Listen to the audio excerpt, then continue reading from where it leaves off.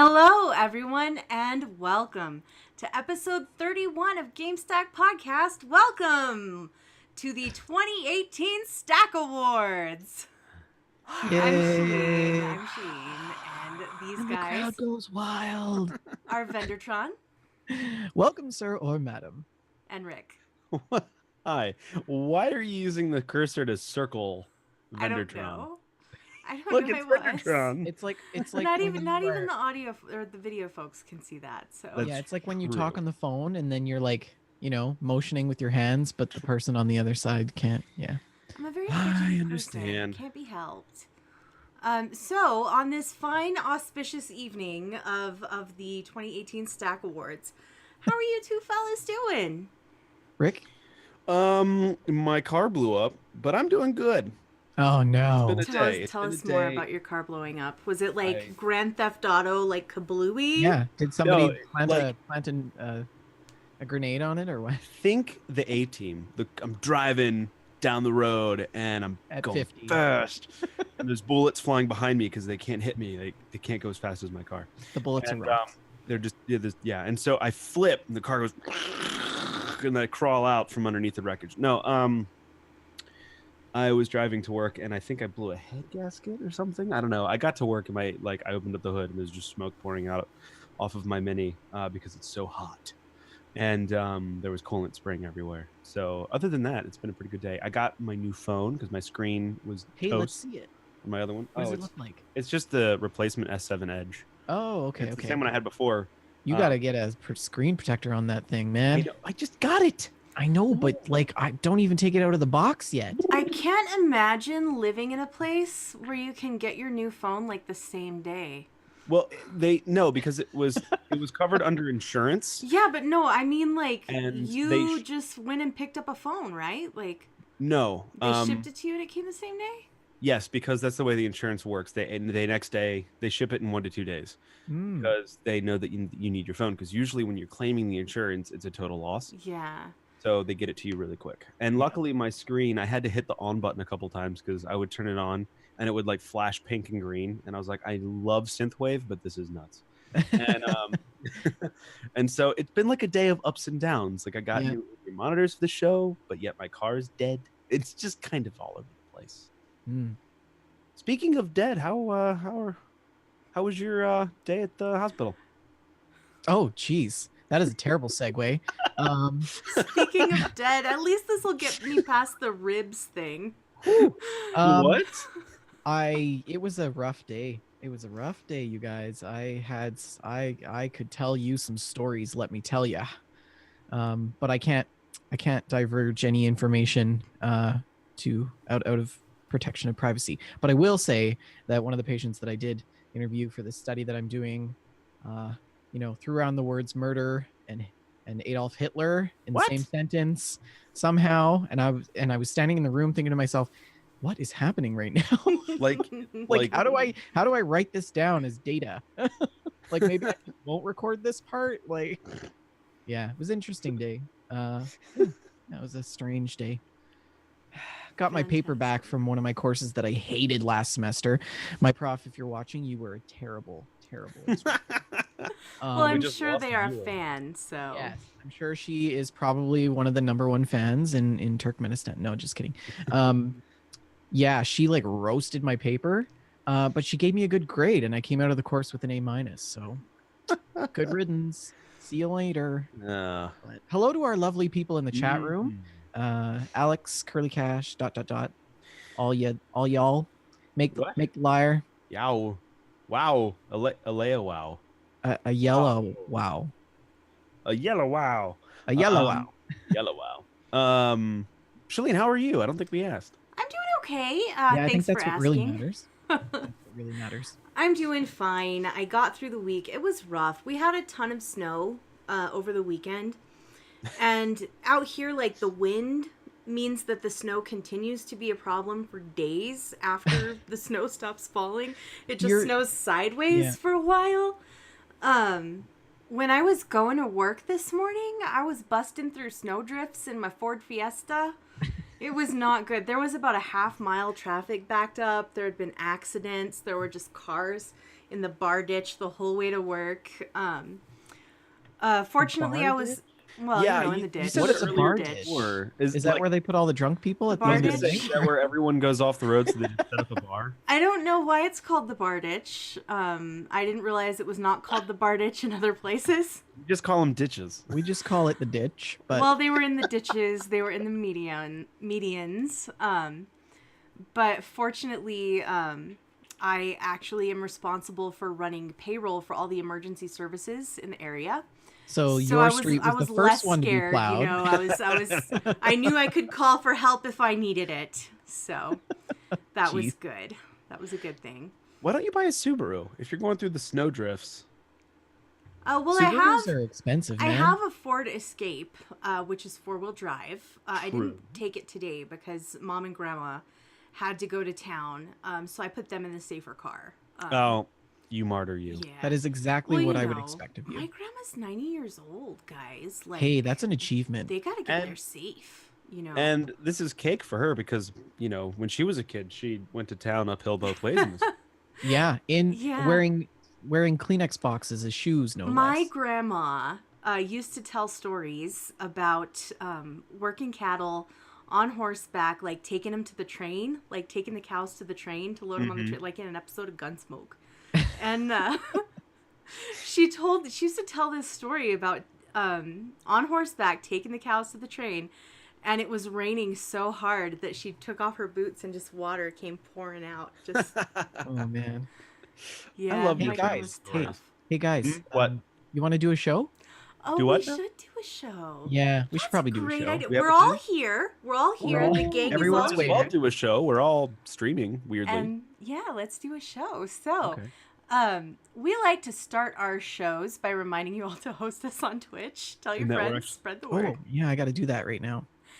And we also like to start our show with special thank yous to people who leave us 5-star reviews on iTunes. Mhm. Vendertron, do you want to read the 5-star reviews for this week? Of course I do. We have one 5-star review, and it's from Canada. Ooh. Neurotech says, longtime listener from that podcast that shall not be named until now. Well worth the gaming info, comedy, and of course, the trash fires. Keep up the good work. We love you, Joshy Neurotic. The comedy is the trash fires, though. I forgot to Yeah. set up the trash fire GIF. I had to redo all my OBS settings from We're scratch. good indeed. So Well- hopefully we don't need the trash fire. Brock in the chat says, I'll I just thought this was a business pretend to be meeting. the flames. So this is Don't do a that. this is a very special episode of Gamestack today. We are doing the Stack Awards. We're going to talk about the year in review and our most anticipated games of 2019. Ergo, we are skipping over the news and stock segments for this time. What? We are still going to chat about the video games we've been playing. Of course, we will bring you the prestigious Stack Awards for 2018. But let's get right into it. Rick, what have you been playing? Battlefield 5. I hope so bad that I didn't say on this show that I was not going to buy Battlefield 5 for some weird vendetta because I bought it.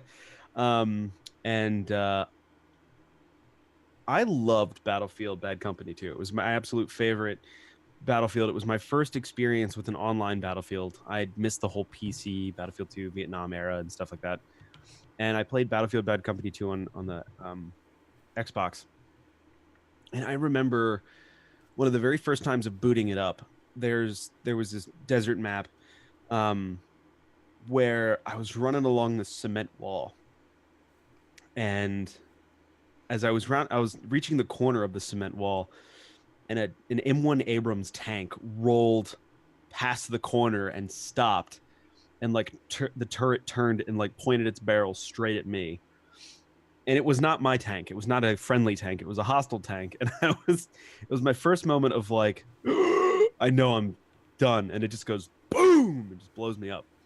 And it was just this like epic moment where like I'd only seen this kind of stuff in movies and stuff. So it kind of started this whole idea of cinematics in Battlefield. And Battlefield 1, I didn't like really. I felt like I couldn't hit the broadside of a Zeppelin with any gun. and it just frustrated me to no end. So I was really skeptical on Battlefield 5, and there were a lot of negative reviews about it, from the historical standpoint all the way to gameplay standpoint. So I was a little weird, and I saw a buddy of mine playing it a lot, and I texted him. I said, "Hey, what do you think about Battlefield 5?" And he's like, "I haven't had this much fun since Bad Company 2." And I went, "I guess I'm going to buy it now." And I bought it, and I have not had this much fun in a Battlefield since Bad Company 2. And Hey, that's good. yeah, I'm actually running up to enemy tanks with like C4 and like planting it on the like sticky dynamite and throwing it on the tank and running away and blowing it up. And I've never been able to do that. Like, I don't know why this one just plays really nice. I'll just put all the credit on my new FPS mouse, Um, Yes, it has nothing to do with skill. no. And I just feel like I'm actually able, even with semi-automatic rifles, I feel like I'm able to hit enemies and stuff like that. It's just it feels really good, and it's definitely cinematic. I mean, there's some moments in that game that feel so good. Like the first time I blew up a tank, me and my buddy are trying to capture this point where it's underneath of a bridge, and we're running up the street. We're getting fire from the left. We're running on the street. There's a canal of water to our left, and then the other side of the street on the far left, and then buildings and stuff on both sides. And we're running up. We're getting shot at, and we finally get up to this intersection where the point that we have to capture is, and there's a tank there sitting on it.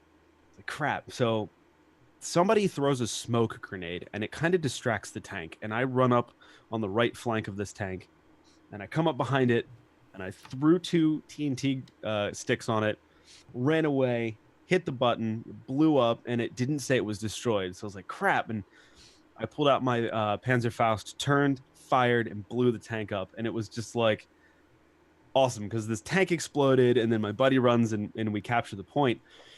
And it was just this moment of like, hey, did you do that? Like, who blew the tank up? I was like, that was me, man. I blew the tank up, And it's really good. And the other thing that's fun too is, how like in Far Cry 5, if your dog goes down, you give it some good boy pats and it comes back to life, kind of thing.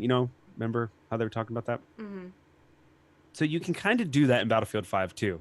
If you're in a squad and a squad mate goes down, they're at a bleed out stage, and they can like press the left mouse key and like yell for help, where they literally raise their bloody hand up, and they're like, "Help me, save me!" And there's nothing more depressing than getting downed, and if no one's in your squad, nobody can res you except if you're a medic. Medics can res anyone, but if you're in a squad, anyone can res you that's in your squad. There's nothing more depressing than getting like shot and you're down, you're bleeding out, and you're like, "Help me!" And there's an enemy tank rolling up, and your team's running away, and you're like, "No one's coming," and you're just bleeding out. So, but to get someone up, like literally, you run up to somebody who's downed, and like you like kind of pat them, and then like grab their hand and like pull them up. So you're just Like, like, it's gonna be okay, buddy. Yeah, you're like, "Oh, you're not that bad. Get up." Whereas like Rub if they some didn't dirt on give you it. the pep, if they didn't give you the pep talk, you'd be dead. So it's complete moral, thing. But it's so much fun, because a good squad, even of random people, a good squad can turn the tide of the entire game. And I've been on really good squads where we work together and get each other up and go save each other, give each other cover fire, in that sort of thing. And I've been in terrible squads where no one plays together. And it's funny to see the squads that play together tend to win together. And the squads that are a little bit more disjointed, of like just everyone's kind of running around killing and trying to do arbitrary things, it doesn't seem to work out as much. There is some Fortnite stuff in there where you have a tool that you can build defenses at your points or anywhere really. So you pull up this tool, and it brings up little holograms of defenses you can build, like sandbag bunkers and things like that. And it definitely does give you a tactical advantage if you're trying to defend a place, and they can be destroyed.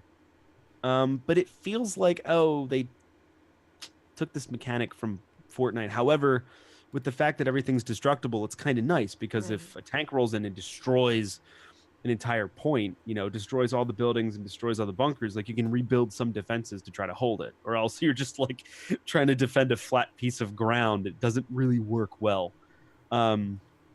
So that's interesting. They are adding a battle royale mode, figures, but it's going to be kind of interesting to see how a smooth PUBG works. I mean, that's why like people like Battlefield 4 or Call of Duty Blops 4, I guess that Right, has the blackout mode. yeah. So will they call it like Battlefield 5 Battle Royale? No, it's actually called like Firestorm or something. I don't really know what it's Okay. called, but Rain Fire? yeah, Ring of Fire, yeah. No, Um, Rain Fire. yeah, I don't know what they're calling it, but a lot of people like the mode on Call of Duty because it's a smooth, like it works. Like PUBG makes millions of dollars and it still doesn't really work well. It's still glitchy. Super janky. And it's like, come on, guys, fix your stuff. And then they did that with Call of Duty. So I'm kind of curious to see how a fast-paced first-person shooter version works. I actually might like it. Yeah, actually that might be really good. Yeah. Because it won't be janky. Then you guys should get it and play with me. How much is it? Like $1 million? Like No, it's for the deluxe version. It was $40 on well, in Origin. Canada, well, Canada, 70 in that's... Canada, but So beyond that, I've been playing and I beat God of War. Thank you, Shaline, and it was great. I'm one Valkyrie away from killing all of them. Nice. I'm excited to do that. I'm really curious to see what happens. The ending was super thought-invoking, especially as a parent. The whole journey with this is very interesting. The reveal of some stuff. I really don't know if I should... Probably not going to spoil Did you anything. go back to the cabin? Not yet. Go back to the cabin, Rick. Stop the podcast. Go back to the cabin. Restart the podcast. Okay, so I have to go back to the cabin after going to Jotunheim. But anyway, it was awesome. The combat feels solid. It very much is reminiscent of Hellblade, although I did feel a little Dark Soulsy because I was rolling around a lot. But yeah, that game is awesome. The open world, I think, is fantastic in that because it's not huge and it's not small. It's big enough. It's big enough for a game that feels like you can actually complete it. Whereas like Red Dead Redemption 2, it's like this game is so big you'll never finish. So it was really refreshing to play a game where it seems like the devs had in mind everyone. People who are serious gamers, they got a good challenge mode. They've got the Helheim, tiered challenge thing.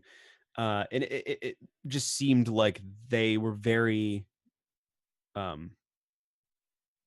aware of their people that they were selling to, because they're hitting the target audience of like 30-year-olds as well as people who are in college and high school, and people who are going to be 30 don't have the time to devote to a game like Red Dead Redemption. So they made it very accessible, I thought. And Shaline, I mentioned to you, and I might have said it on the show too, that it's one of the games that I really felt like I could platinum.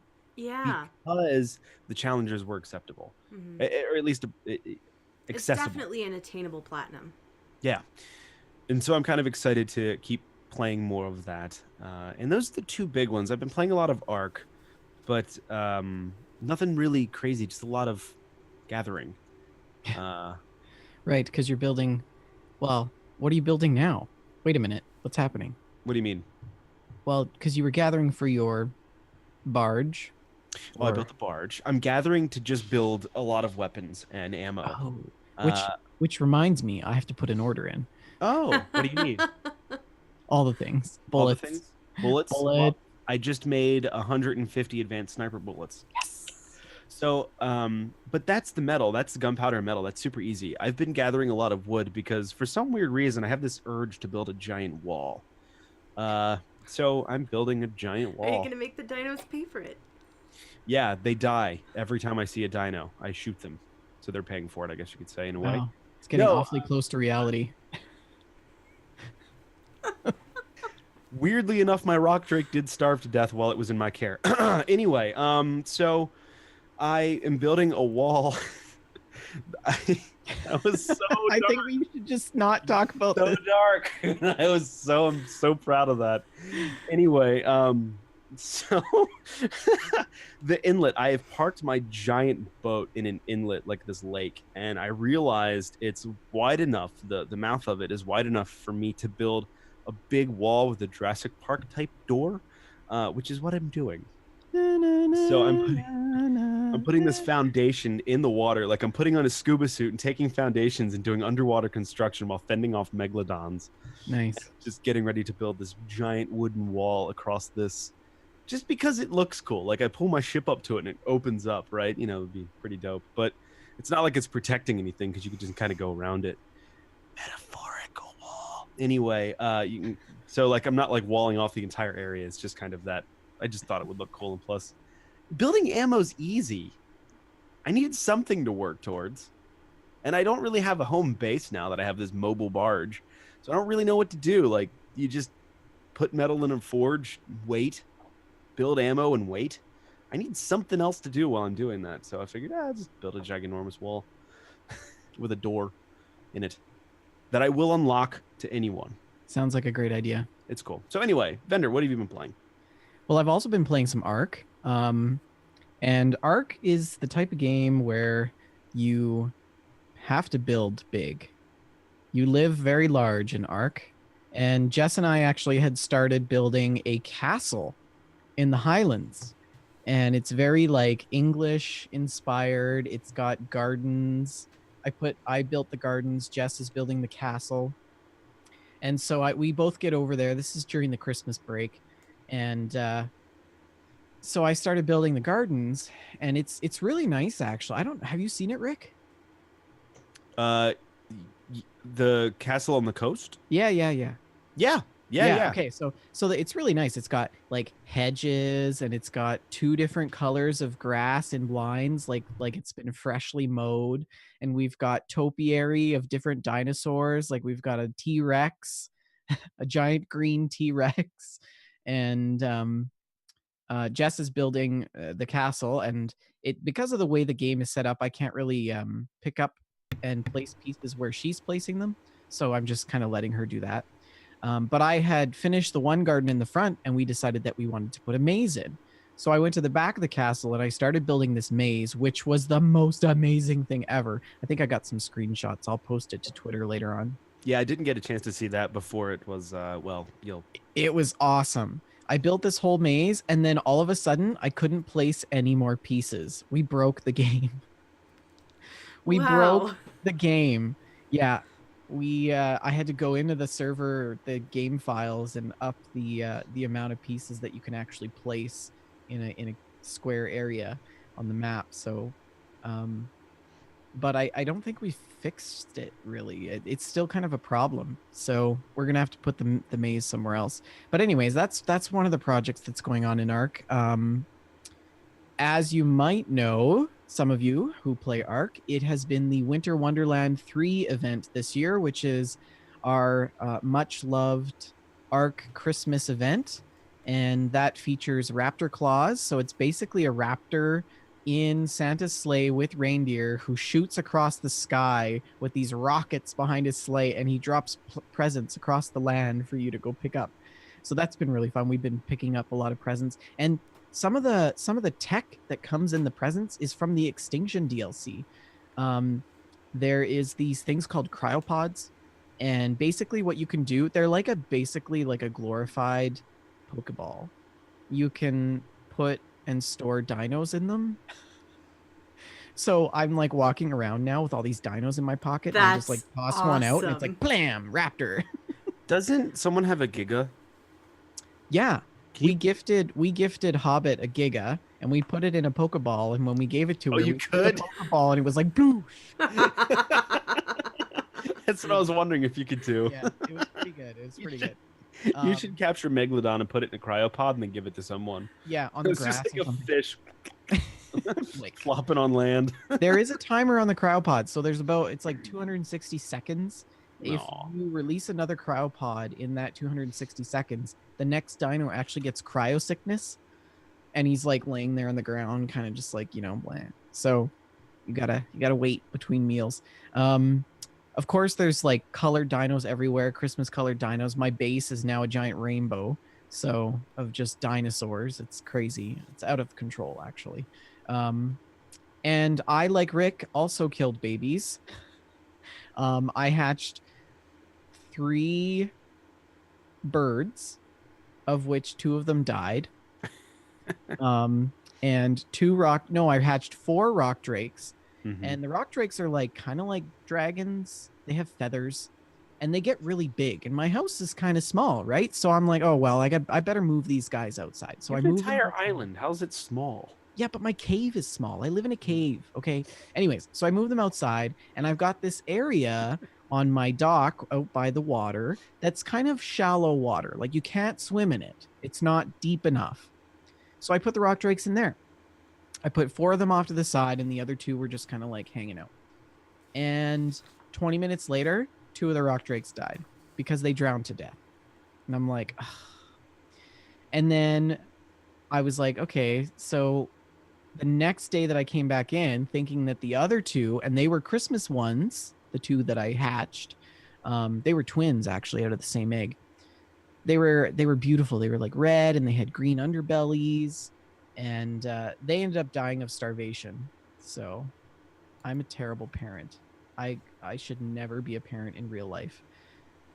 Anyways, yeah, that's really what happened in Ark. It's been a lot of fun though. The Winter Wonderland event is great. It's over on January 7th, but the dinos that we have on the map will stay, so we can Until tame a lot cult. of the other ones.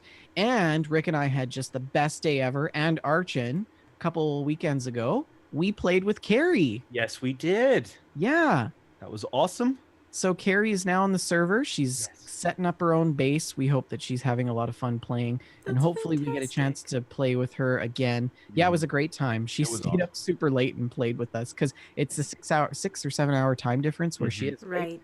So it Yeah. was like midnight by the time she had gone to bed, but she's like, I don't want to go to bed yet. So yeah, sounds like she's having a lot of fun with it. So Mhm. It was awesome. yeah, so that was Ark. And what else did I play? I played Fallout with you guys, which was a great time. Yes. I don't really remember what we did. We just kind of like derped around. Yeah, we got attacked by a Yeah. bunch of what are those things called? Fog crawlers? Yes. No, Shaline, we attacked. Well, I didn't get fog attacked.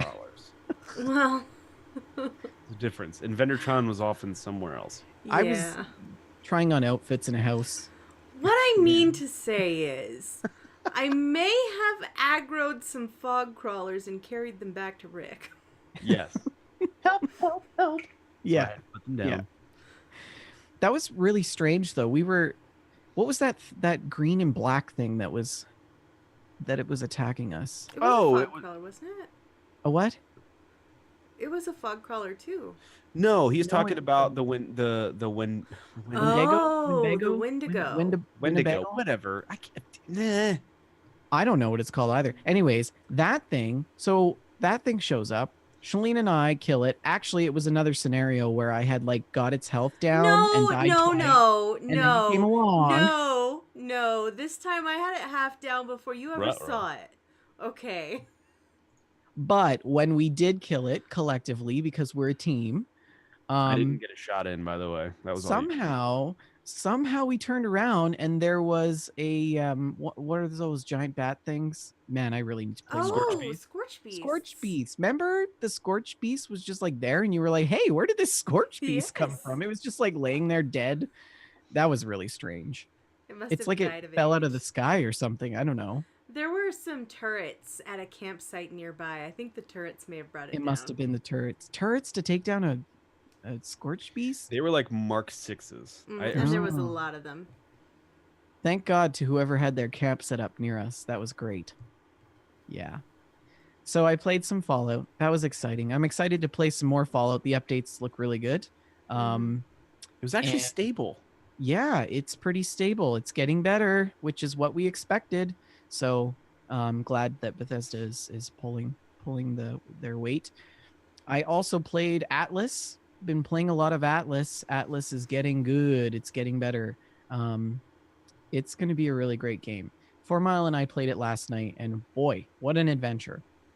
So I bought a little 10 slot server just for the month, like $12 or whatever, because I don't want to play with a bunch of random people that I don't know on a PvE server, and the servers are all unstable and everything. And so anyways, we we logged into the server, and it was just her and I. We built a raft, and we decided that we were going to sail out into the ocean. And just before we set sail, it started raining. And she's like, "Oh," she's like, "Do you think it's going to be like bad? Because like the water in Atlas is dynamic. It's beautiful, just like Sea of Thieves. Actually, it's even better."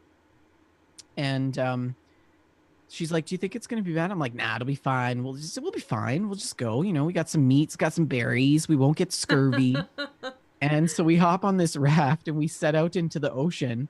And all of a sudden, these giant water spigots start shooting down from the sky all around us. And we're like traversing these tornadoes in the middle of the ocean on this tiny little wooden raft that would probably not even last a second in real life.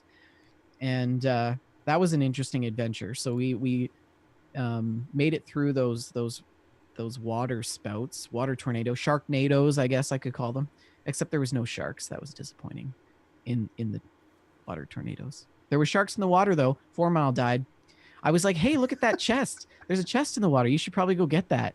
So then she dives off the raft and she goes to get the chest, and there's like 5 sharks that showed up and killed her.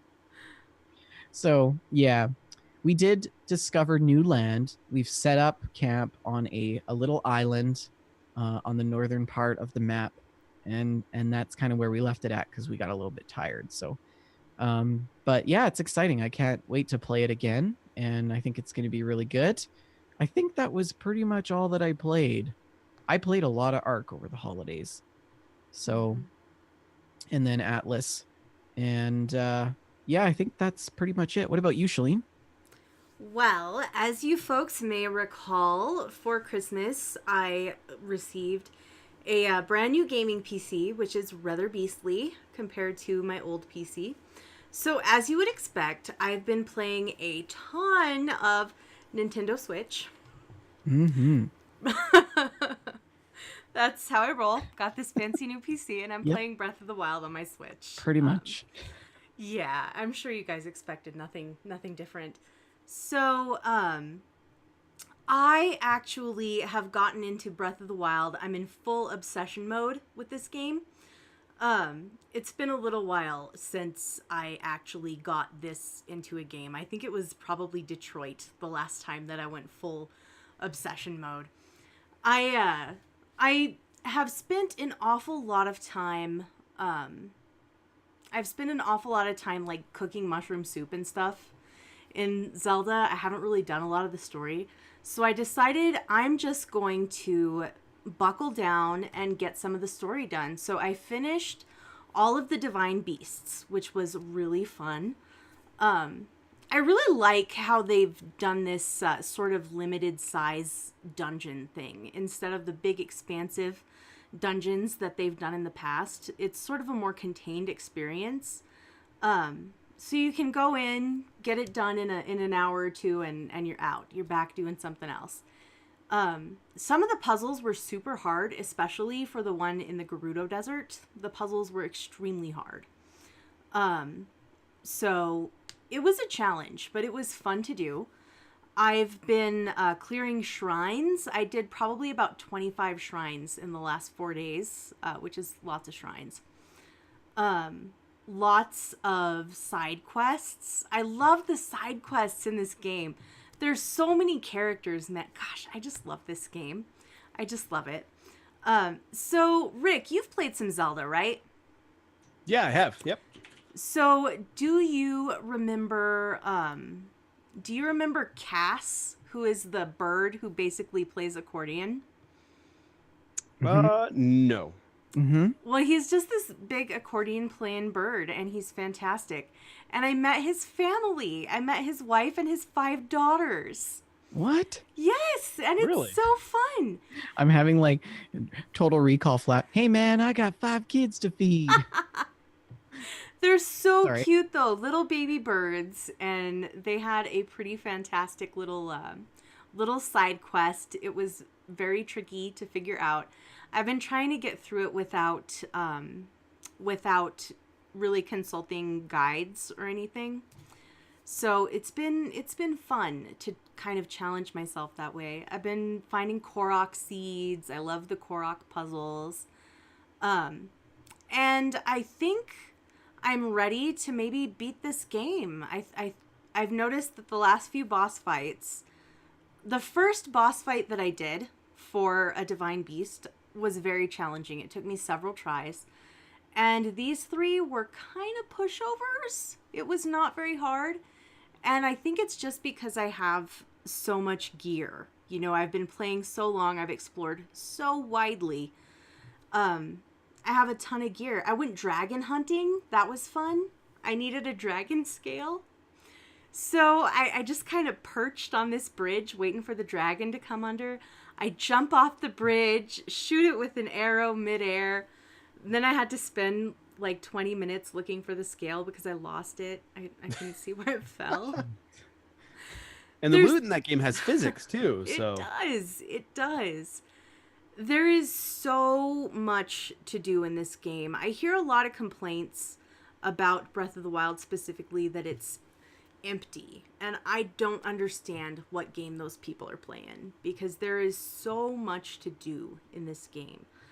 I feel like I'm ready to go ahead and finish, head up to the castle and try and beat the story. But even knowing that, there's so much left to do. I've only done about 85 shrines, I believe. There are 120 shrines. So I'm still missing like 30 shrines. Wow. There Sounds like you have a are lot of work to do. 900 Korok seeds. I've found 150. Oh my they're god. just insane. The amount of. I feel Korok. like that's like unachievable. There Although is Joseph just Tao would so probably much to argue do. against that, and Archie. I think Joseph hated the game, actually. I don't think he was into it. I mean, in recall. terms of like achieving the Yeah. unachievable in video games. Yeah, Because those absolutely. two, they take it to a whole new level. They really do, man. They're a next level of gamers, those guys. But that's mostly what I've been playing is Breath of the Wild. I've been playing it obsessively. I wake up, I grab my Switch, and I've been stopping for breaks basically only when the Switch battery dies. So that's I spent all day on the first. All day playing Zelda. It was really, really fun. I've been enjoying that a lot. And that's basically all I've played, besides Pocket Camp, of course. I'm still on the Pocket Camp grind. Just, I got a fabulous pink kimono this morning. That was great. So, Pocket Camp, yay. Yay, pink kimonos. Indeed. So, guys, 2018, it's over. It's over. Thank It was a God. heck of a year. Thank Good goodness. riddance. It was a very difficult year for many of us. But you know what? It was a banner year for video games. It sure was. There were some great, great games this year, and I think we should go ahead and highlight some of those games with the 2018 Stack Awards. So, folks, how this is going to work, we have a list of categories, and each host will bring a nomination for the winner, and then we'll just talk out the winner. We'll discuss it and pick the winner right here on the show. On the show. Yeah, we're good at doing the show on the show. So, our first category is the best narrative. Okay, so what's our order? Who goes first? Shaline, why don't you go first? I've been talking a lot. I think one of you should go first. Okay, I'll go first, I guess. Yeah. Best narrative. Yeah. My nomination is Yeah. The Council. Nice. Huh. Yeah, it was Why? a toss up between that and Life is Strange. But I chose The Council. Even with that weird ending where it was just kind of like, It did have a weird ending, but the dialogue in that game, the narrative in that game was so complex and so well done. It was good. Council was so good. I loved that game. They didn't get the accents quite right, but I'm discounting that. Out of Hi, this I'm category. French. Yeah. Hi, my name's Louis. Well, But you that know what? way- Every Goes time UK. over this weekend, every time that I would blow up a rock or whatever in Zelda and get like a chunk of amber, I would be like, Amber. Ah, golden amber. he's just thinking of a past tryst, I guess you could say, when he thinks of Amber. Yeah, that's my narrative. What about you, Rick? My best narrative is for 2018 is God of War, honestly. The progression and of the relationship between Kratos and Atreus is something that I feel like it was very, very good. I mean, it was something that as a parent you get so much out of, and especially Shaline, the ending, where it's just this weird, like, without giving anything away, it's like this weird sacrificial question when it comes to parents and children, and brought some thoughts into my head, especially as a parent. So yeah, it definitely for me, of all the games I played in 2018, that definitely has the best narrative. So Rick, you might admire my my coffee mug. Oh, that's so good. Wait, For I don't audio see it. folks, it Oh. is Yeah, that's good. it features Kratos. It's basically sort of a replica of an amphora that is in the game. Yeah, the pottery that he smashes. I like how round it is. Me too. I love Is it this like mug. is it one of those like unspillable mugs? You know, you push it and it just bounces back. Well, I would not don't test that right discount my now. ability to spill this mug. I'm pretty good at spilling things. What I'm about sorry you, to Shaline? interrupt you. Oh, is it my turn? I had a really hard time picking winners, guys, picking my nominees. I thought about God of War because that story was amazing. I thought about Detroit Become Human because that story takes so many different twists and turns. But you know what I finally settled on was The Awesome Adventures of Captain Spirit. Hey. That That's a game good choice. wrecked me. Mm-hmm. Wrecked me. They did a beautiful job of telling a story over the course of about 2 hours. Mm-hmm. They totally fell in love with Chris, that little boy, and I just wanted to protect him, and I both appreciated and resented his father, and learned so much about this family's story, and the twist at the end was beautiful, and I really, really loved The Awesome Adventures of Captain Spirit. So that's my And choice for they're- best narrative. They're bringing it back.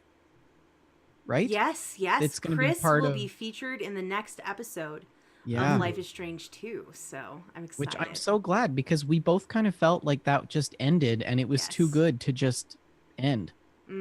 Quite agree. So, good choice. So, what's the winner, guys?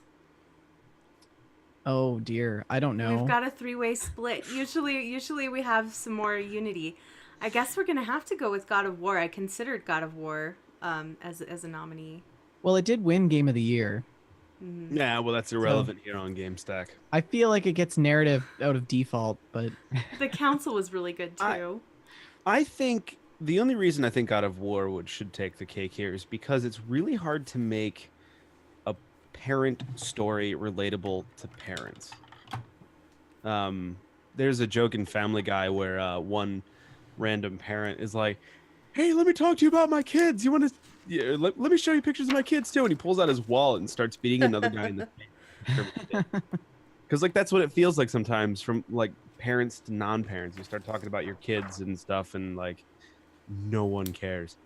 So it's really hard to make a story about a parental relationship and make it relatable to people who do not have kids. Right. all right, so God of War it is. In my opinion. Quite agree. So next up is Best Art Vendor. What's your nominee? Detroit Become Human. Really? Yes. Absolutely, hands down, without a doubt. Best art in a video game I've seen this year. The council was pretty good. I gotta hand it to them. The council was stylish. It was very stylish, it was very tasteful, but Detroit Become Human took it to a whole new level, and it was quite nice. It's very well done. Yeah. I picked something that I think a lot of us forgot came out this year. We Happy Few. Ooh. Oh yeah. Good one. I picked the art of that because it just had this really cool look to it for an indie game. Have you played it, Rick?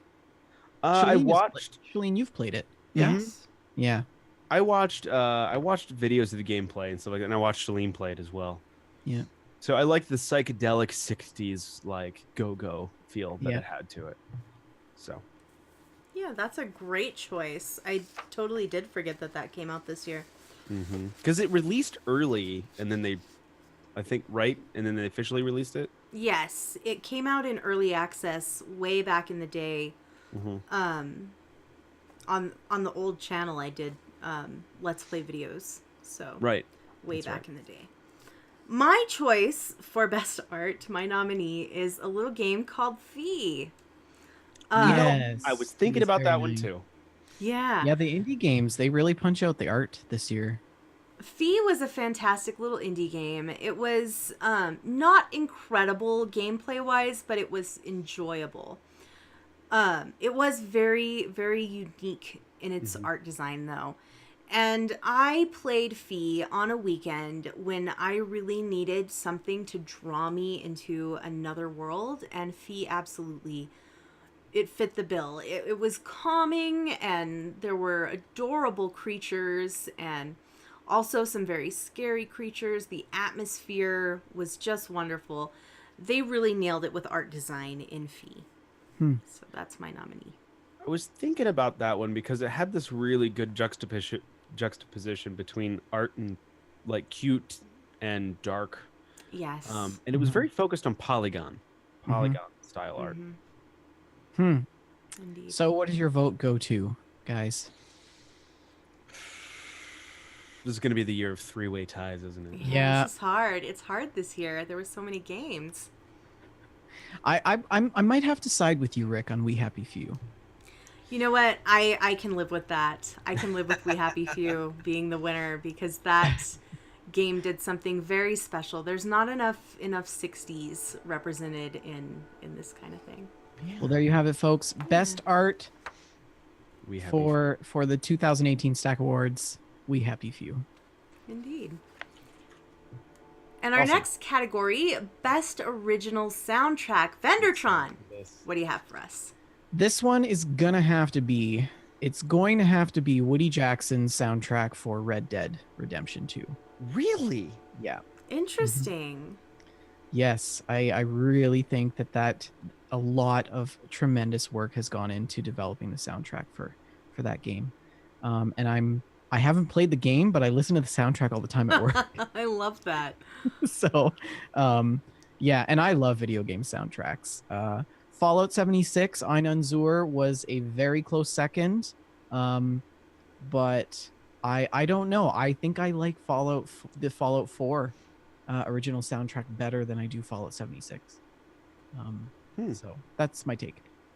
Thank you, Captain Bones, in the chat for agreeing. I went with, for best original soundtrack, I went with Sea of Thieves. Interesting choice. Because of all the epicness that it brought along and all of the hurdy-gurdy parties that we had. Oh, yes. So much hurdy-gurdy. Yeah, and like that, all of that was done by them in the studio. They recorded all of it. They put it together in such a way where you could all play together, different sections, and they added drums and whistling. And but now we're bordering on audio, not original soundtrack. but it was original. So like well, I guess you couldn't say that was like originally written composition, but then like you get on the boat and the storm comes and then that music comes in and it makes it feel like this epic voyage. Even when we were fighting the skeleton crew ships, remember that whole ginormous Oh, that battle. was incredible. That was actually during Wasn't that on the Curious Curious Fun stream. stream? Yeah, the music during that was like crazy. So That battle was just pretty epic. insane. it made it feel like we were in Pirates of the Caribbean, and it just Mhm. I loved that soundtrack. And I'm a sucker for like Irishy pirate music anyway. So. Yeah, me Mhm. too. Definitely. What Very about you, good Shaline? choice. Fallout 76 was a close second for me, but best original soundtrack has to go to Detroit Become Human. Ooh. This game was actually scored by 3 different composers. There was a separate soundtrack for each character, and I really thought they nailed the sort of the personality, the being of each of those characters. And I loved the music from Detroit Become Human. I listened to that soundtrack at work all the time. Yeah. And can I love attest, what it's they very did. nice. They'll take a certain theme for one of the characters and make it more intense for some scenes, and make it more dramatic or romantic for another scene. And it was amazing. It was amazing, and that's absolutely my nominee. So, guys, this is so hard this year. It's tough. This is getting ridiculous. This is tough. What are we gonna pick for best soundtrack? Here? I feel like with everyone harping on me when I said that Red Dead Redemption 2 didn't have that much of a soundtrack, that we're gonna have to go with that because it seems like it's public choice.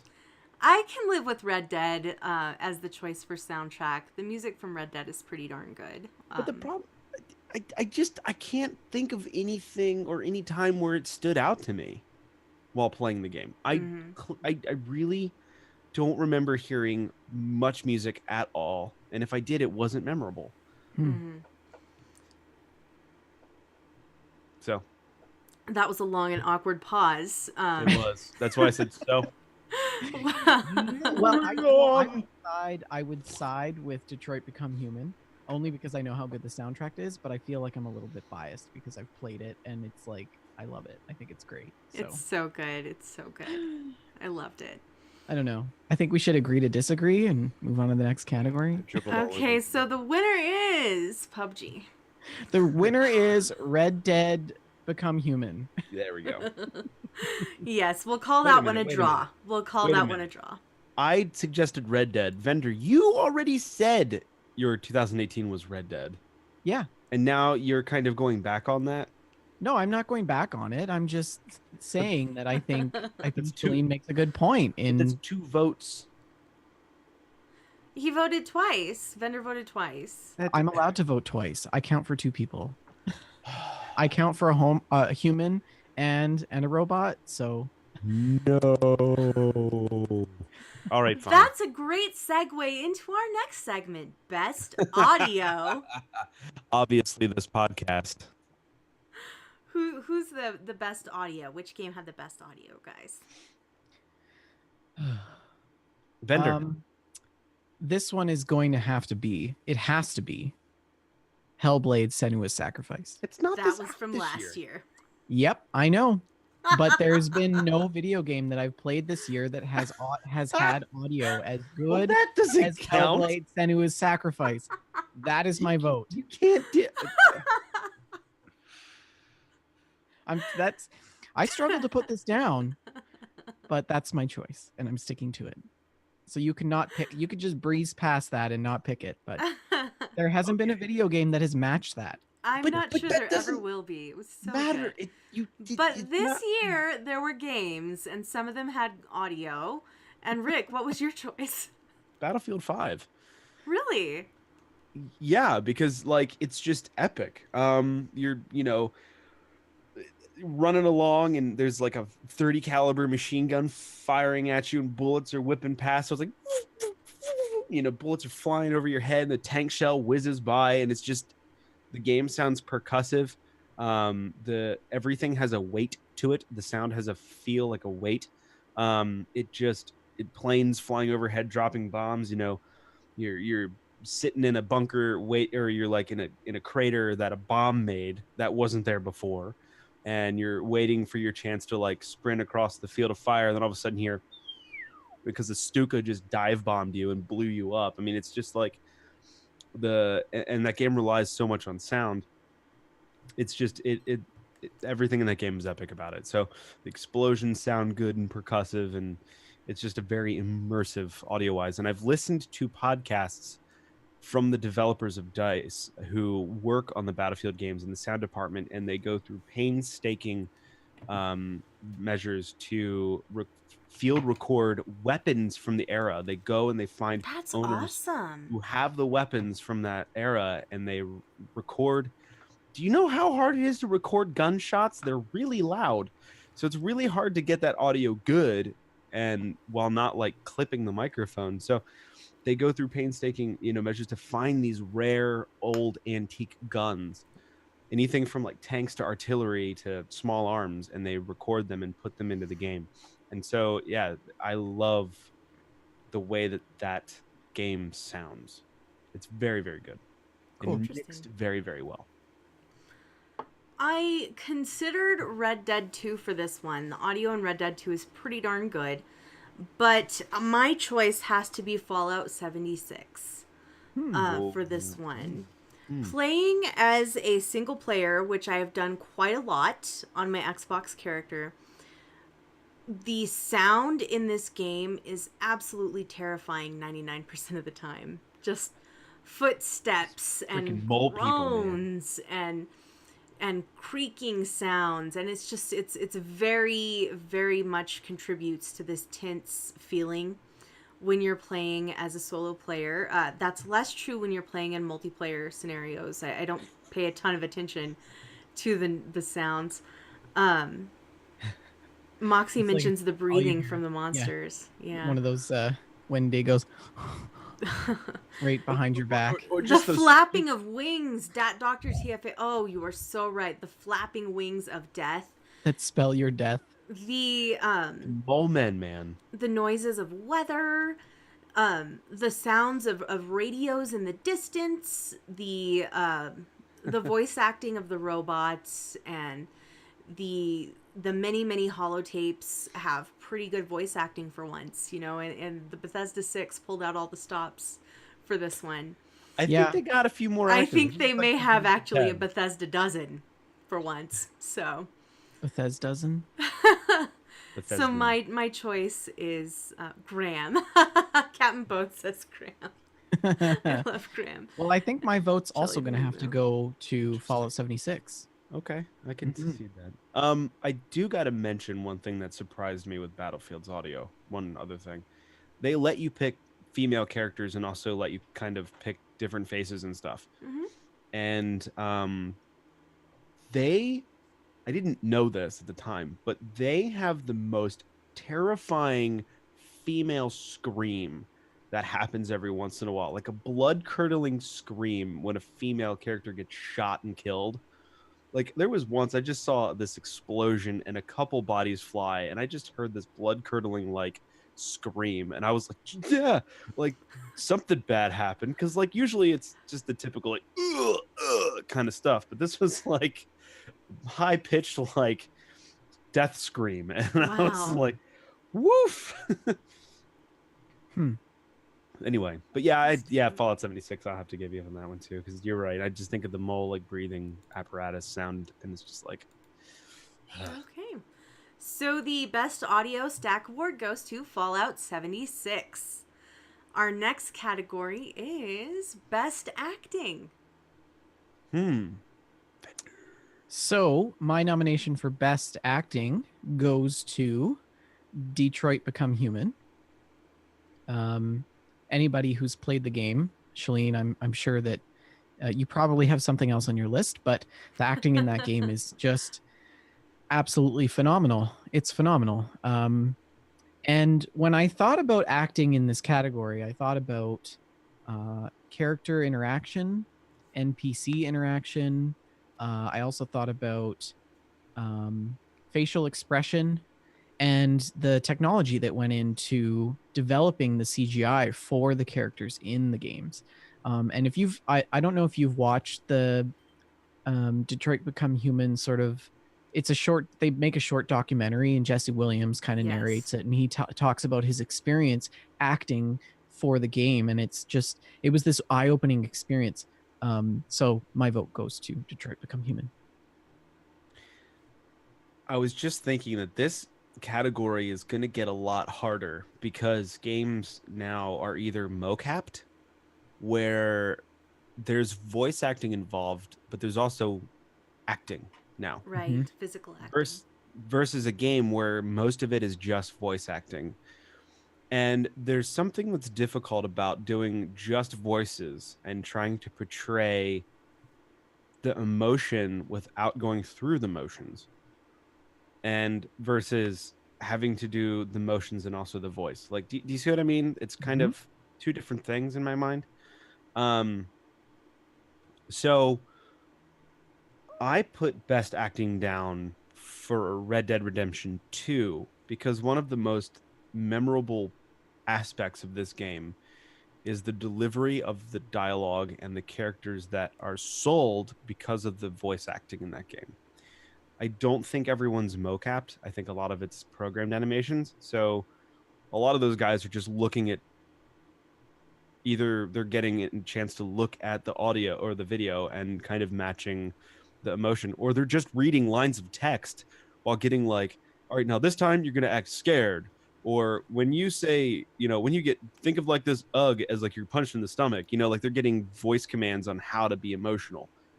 And the characters in Red Dead Redemption 2 are so memorable, from when like the nurse or the camp psychologist or whatever is like, so Arthur, how you doing? And, well, I'm not good. I killed a lot of innocent folk, and just like, it's just funny. And then the goofy people in that. So Cat Moses is the main guy.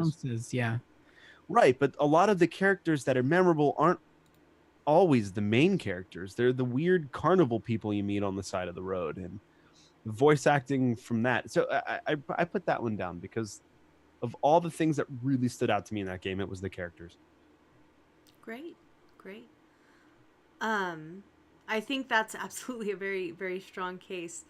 I considered God of War for this one. I thought that Dad and Boy were both incredible. Yeah, that's true. And so was the lady and Brock and Sindri.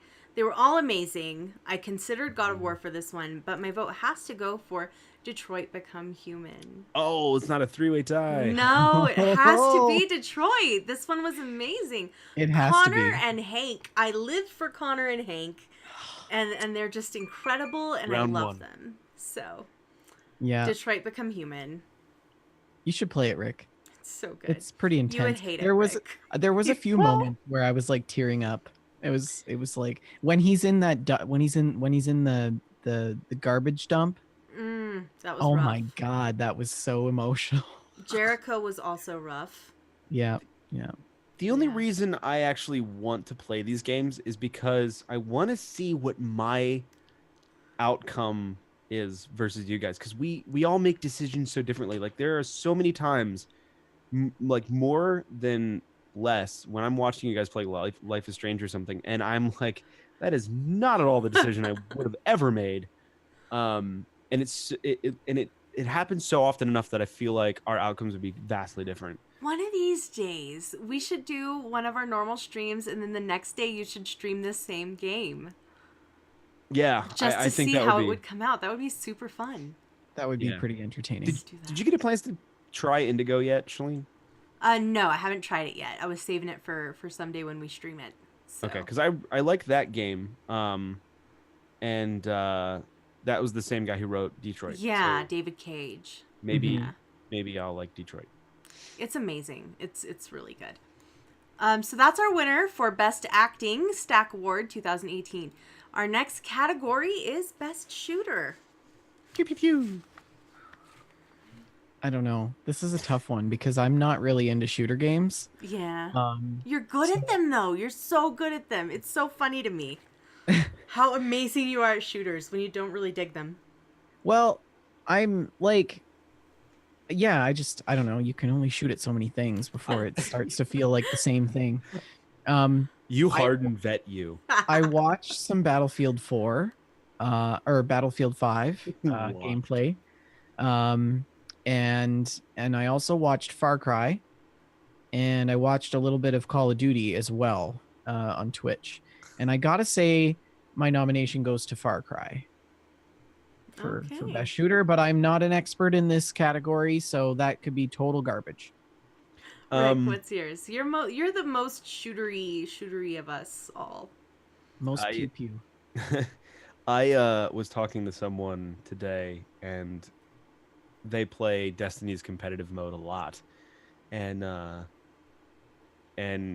he was like, it's still too fast for me. Like the gameplay of it is just too, because we were talking about Battlefield and games throughout the decades that on PC that have been crazy good online shooters.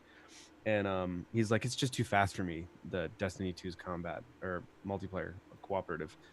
I said, but I was like, dude, I was like, dude, you ripped up in Doom's multiplayer. Like, you were really good at that. He's like, I was good at it. I didn't like it. It was too fast. Not my fault. I'm really good at things. I just don't like it. Huh. That's what Vender's like. He's like really good at this stuff, but then I will never forget playing The Division with the two of you. no, And yeah. Rick and I, like, we struggle sometimes in The Division. We love it, but sometimes we suck. Like, and we played with Vender, and he was just forging ahead. It was amazing. He's Well, a it's total because- ringer it's at these because- games. It's because I play without tact, right? I Yeah, just go you do. in and I'm like, bam, bam, bam, bam, bam, bam, bam, and you guys are like, well, hold on, let's make a plan here. I'm gonna throw a grenade, and then Shaline, you hop up on that shelf, and and I'm Yeah, I already know. gone, like, bam, bam, bam. And then like you've already flanked the enemy and killed them, so it's kind of like, oh well, all right. I'm sorry. So for best shooter, it have to be Battlefield 5. Great. Yeah. Great, The that's only not right. but shooters Thanks. that I really played this Thanks, year Shaline. were the only shooters I really played this year were not from this year. So my vote goes to Yeah. Destiny 2.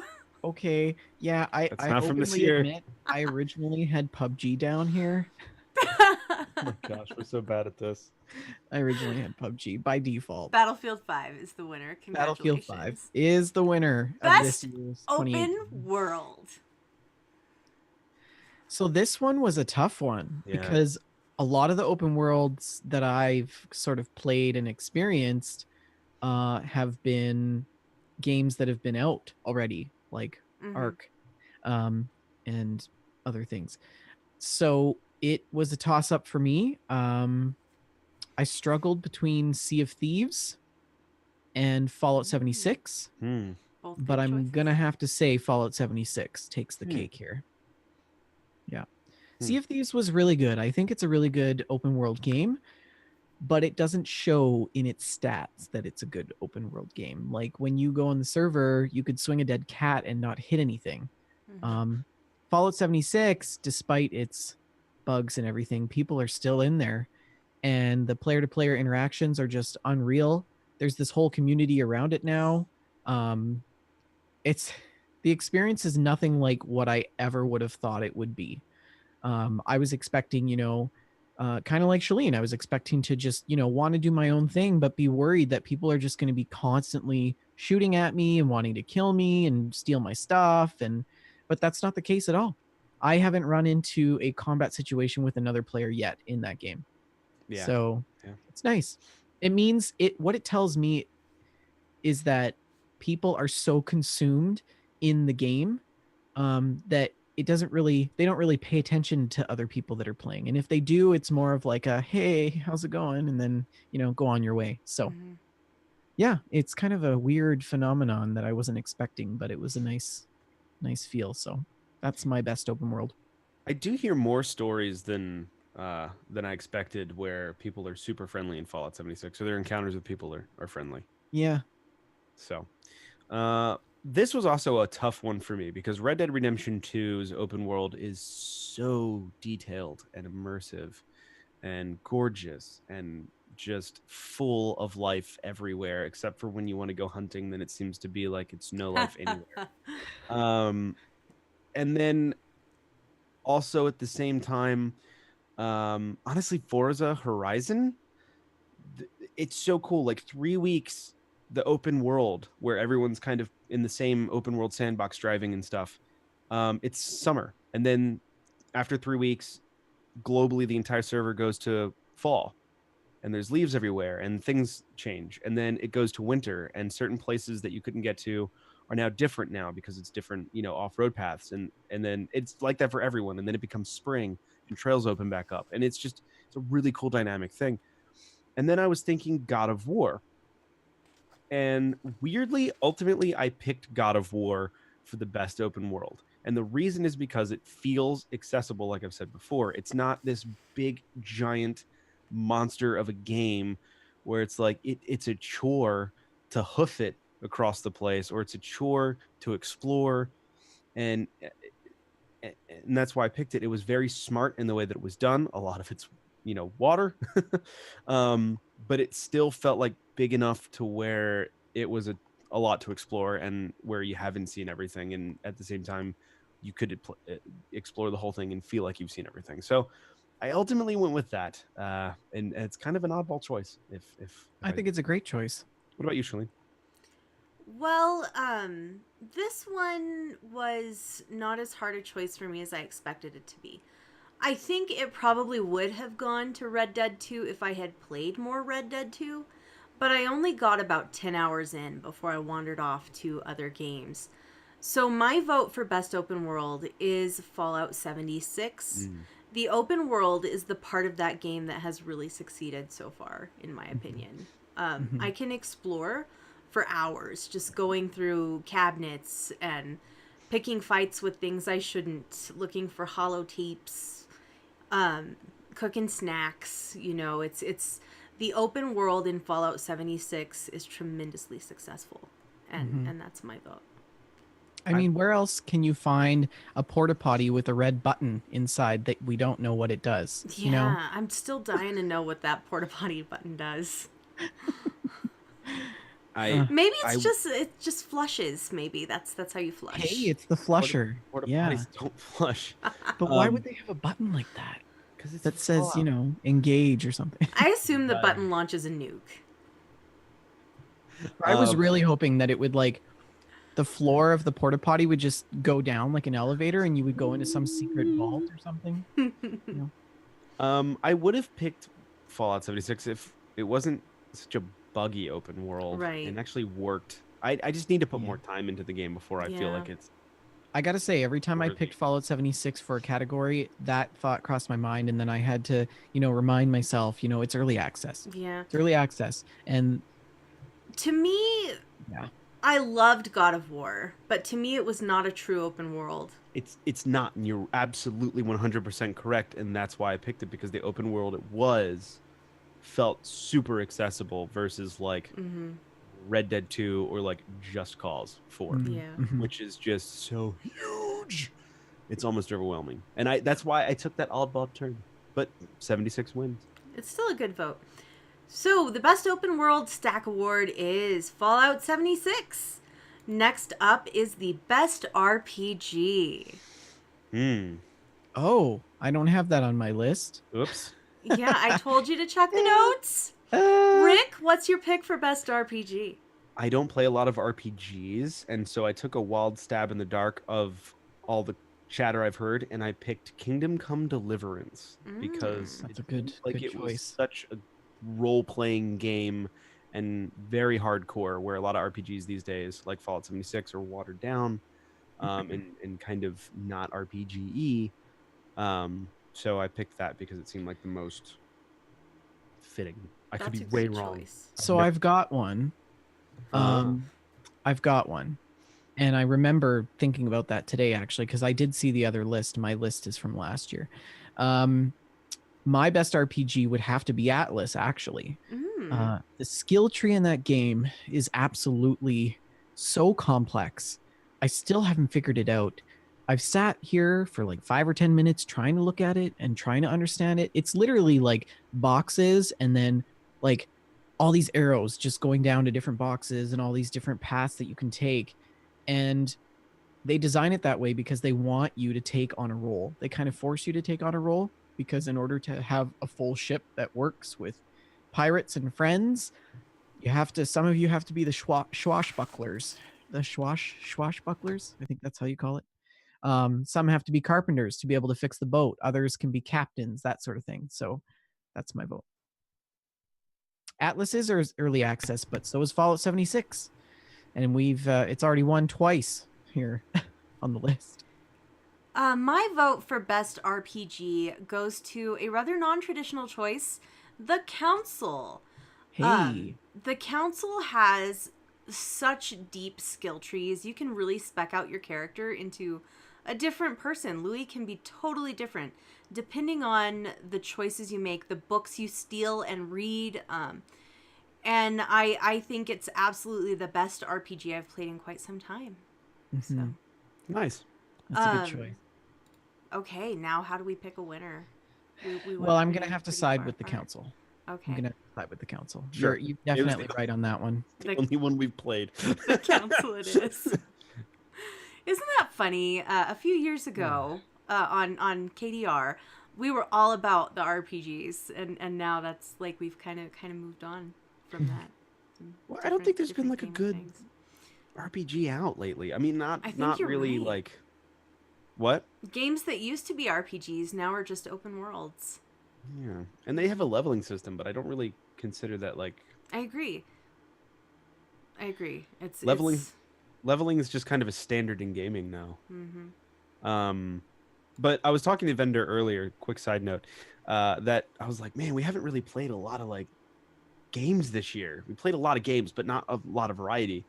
And he's like, Gamestack, playing good games badly or not at all. Yeah, that's our motto. Gamestack, So, playing great games badly or not at all. This year, I really want to try to play smaller games, but at a varied amount, so I can actually have a good list for at the end of the year. Can I derail us for a minute? I just did, so go ahead, keep derailing I us. was actually really surprised, guys, at how many games I played this year.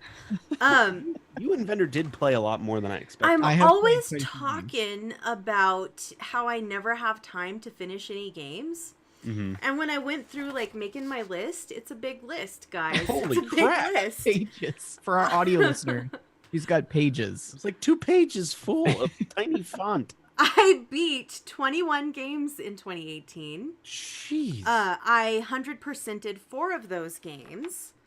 I played more than 10 hours of, but didn't beat 22 games.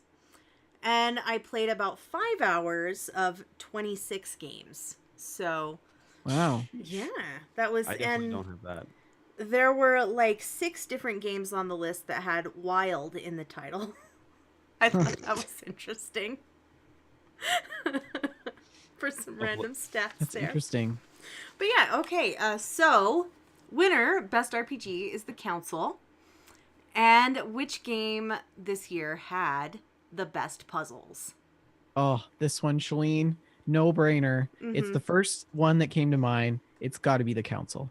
Mm-hmm. It's got to be The Council for me.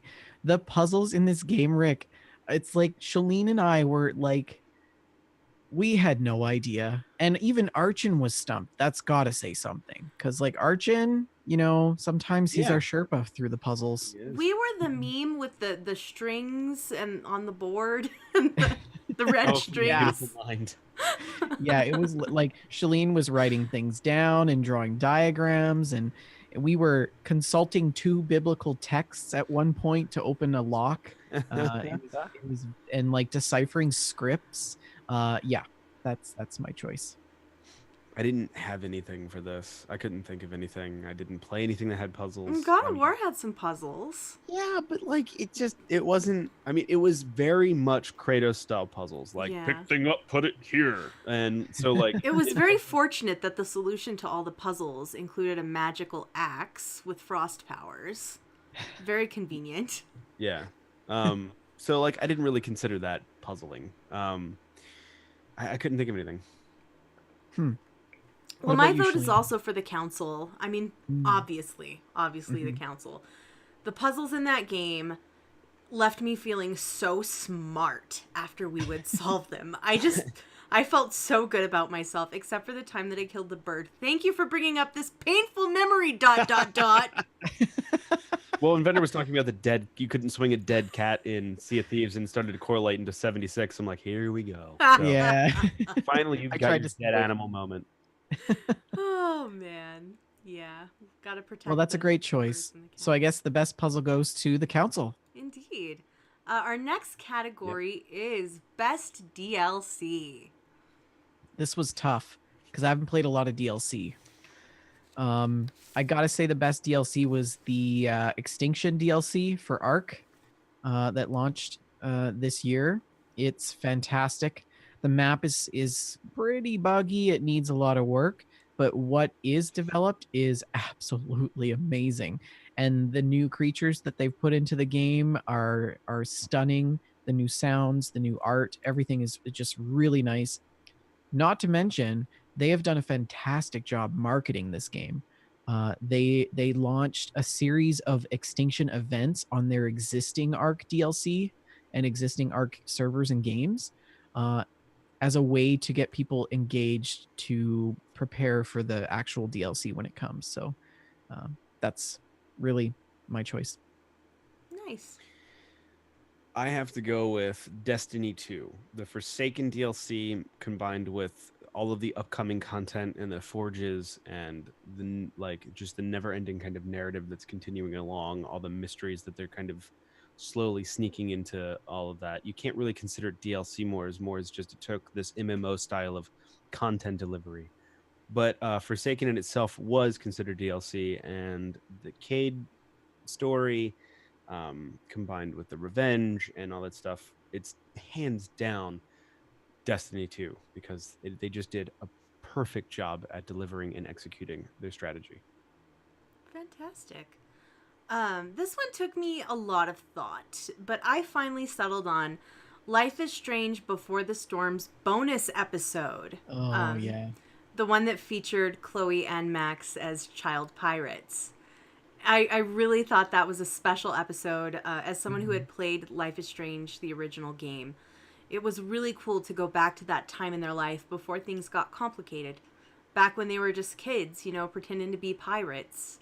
Mm-hmm. And playing that on stream was a pretty neat experience. So that's my choice for best DLC. So, All right. yeah. I guess the winner's probably going to go to Destiny 2, huh? It was pretty good. It's pretty Yeah. good. It's really good. You haven't had a chance to really play I it yet. haven't, no. But No. you would love it, so I know I'm going to love it, so I can live with that. all right. Destiny 2 it is. Best DLC of the 2018 Stack Awards. Our next category is Best Independent Game. Fender, Oh. what's your favorite indie? The Council. Yeah, that's a good choice. Mm-hmm. That's a good choice. That's the my choice. Council is a surprisingly strong contender. Yeah, It's like taking home the money. indeed. It's a great game. I picked We Happy Few. Also, Okay. also a good choice. Yeah, it was I thought very not bold, but just kind of big for an indie game. Yeah, it is.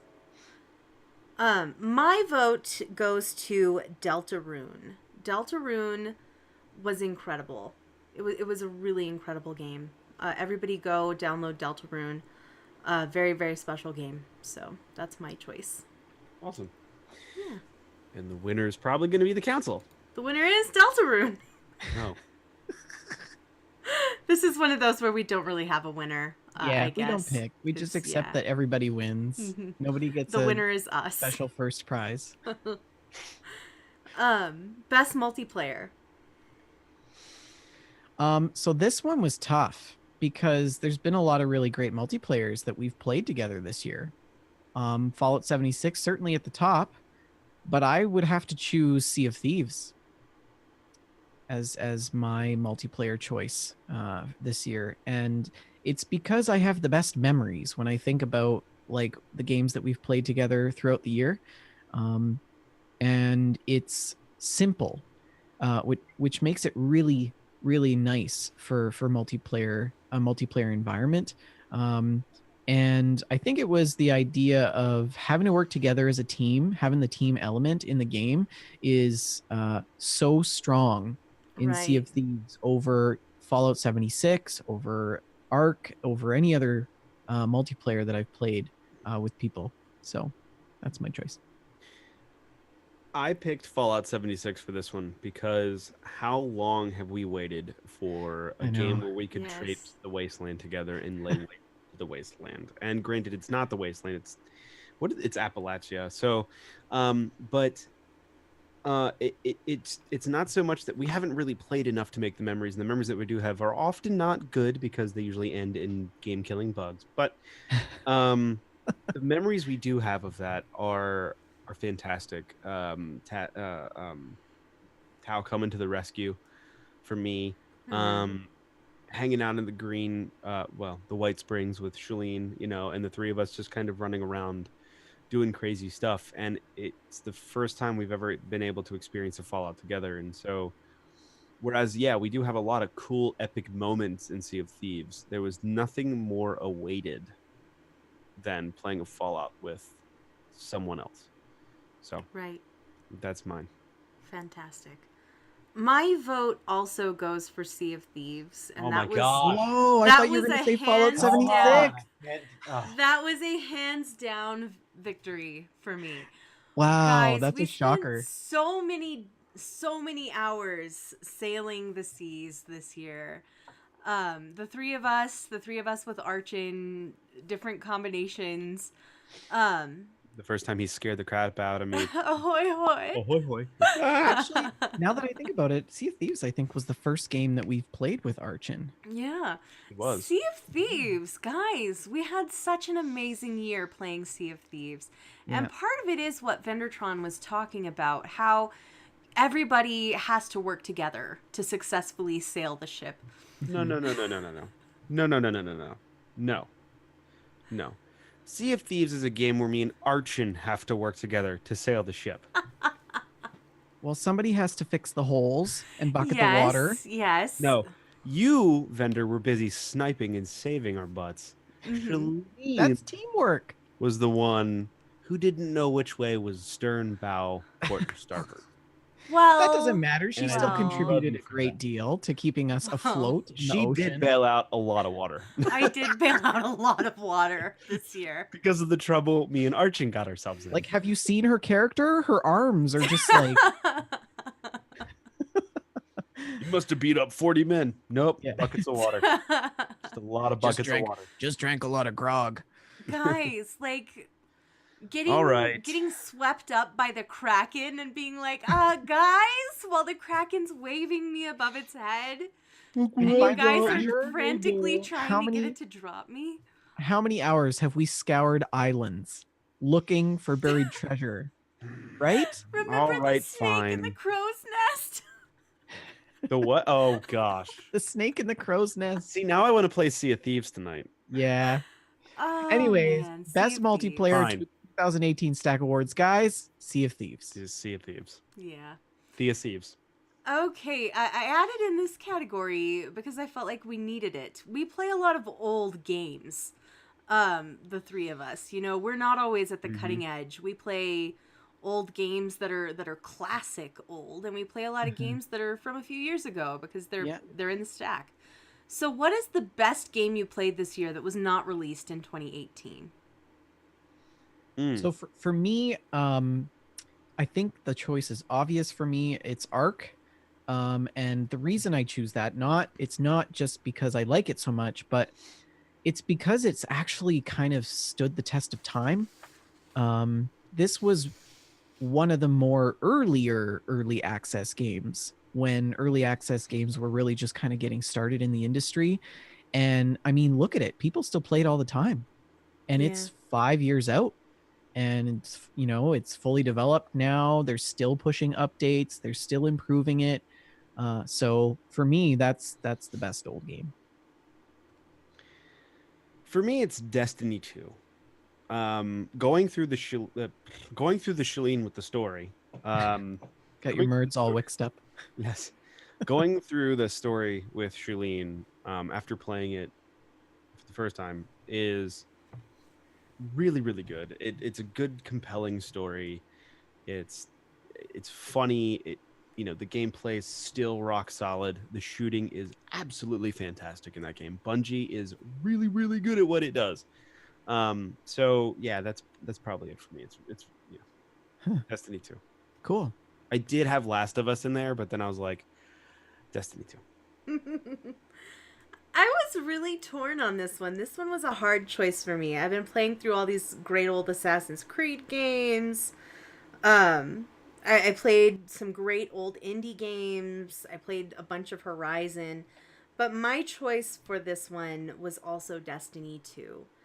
The gameplay for Destiny 2 is just so smooth, you guys. It's so smooth. It plays so good. And playing through the story with Rick has been super fun. It's nice having a Sherpa for a game like this. And something that's really fun, I've talked about this before, that when I play video games with Rick, when I play shooters with Rick, I'm basically an NPC, and he goes behind me explaining what we're doing, and I have bad pathfinding. I never know where I am. You're the boon of Destiny. I am. I'm boon of Destiny. It's And true. I do say yeah. go shoot that, and they get a headshot. I'd really like my beret back, please. I do have a powerful attachment to my beret, so Yeah. yeah. Destiny 2. That's been a great experience. So okay, I guess that's our winner with 2 votes. Destiny 2, best old game. The biggest surprise is our next category. Vendor, what was your biggest surprise this year?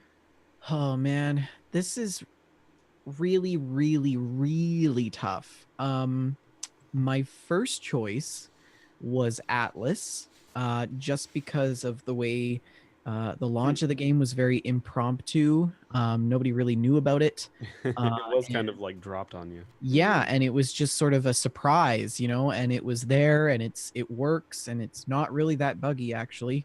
I would say it's less buggy than Fallout 76.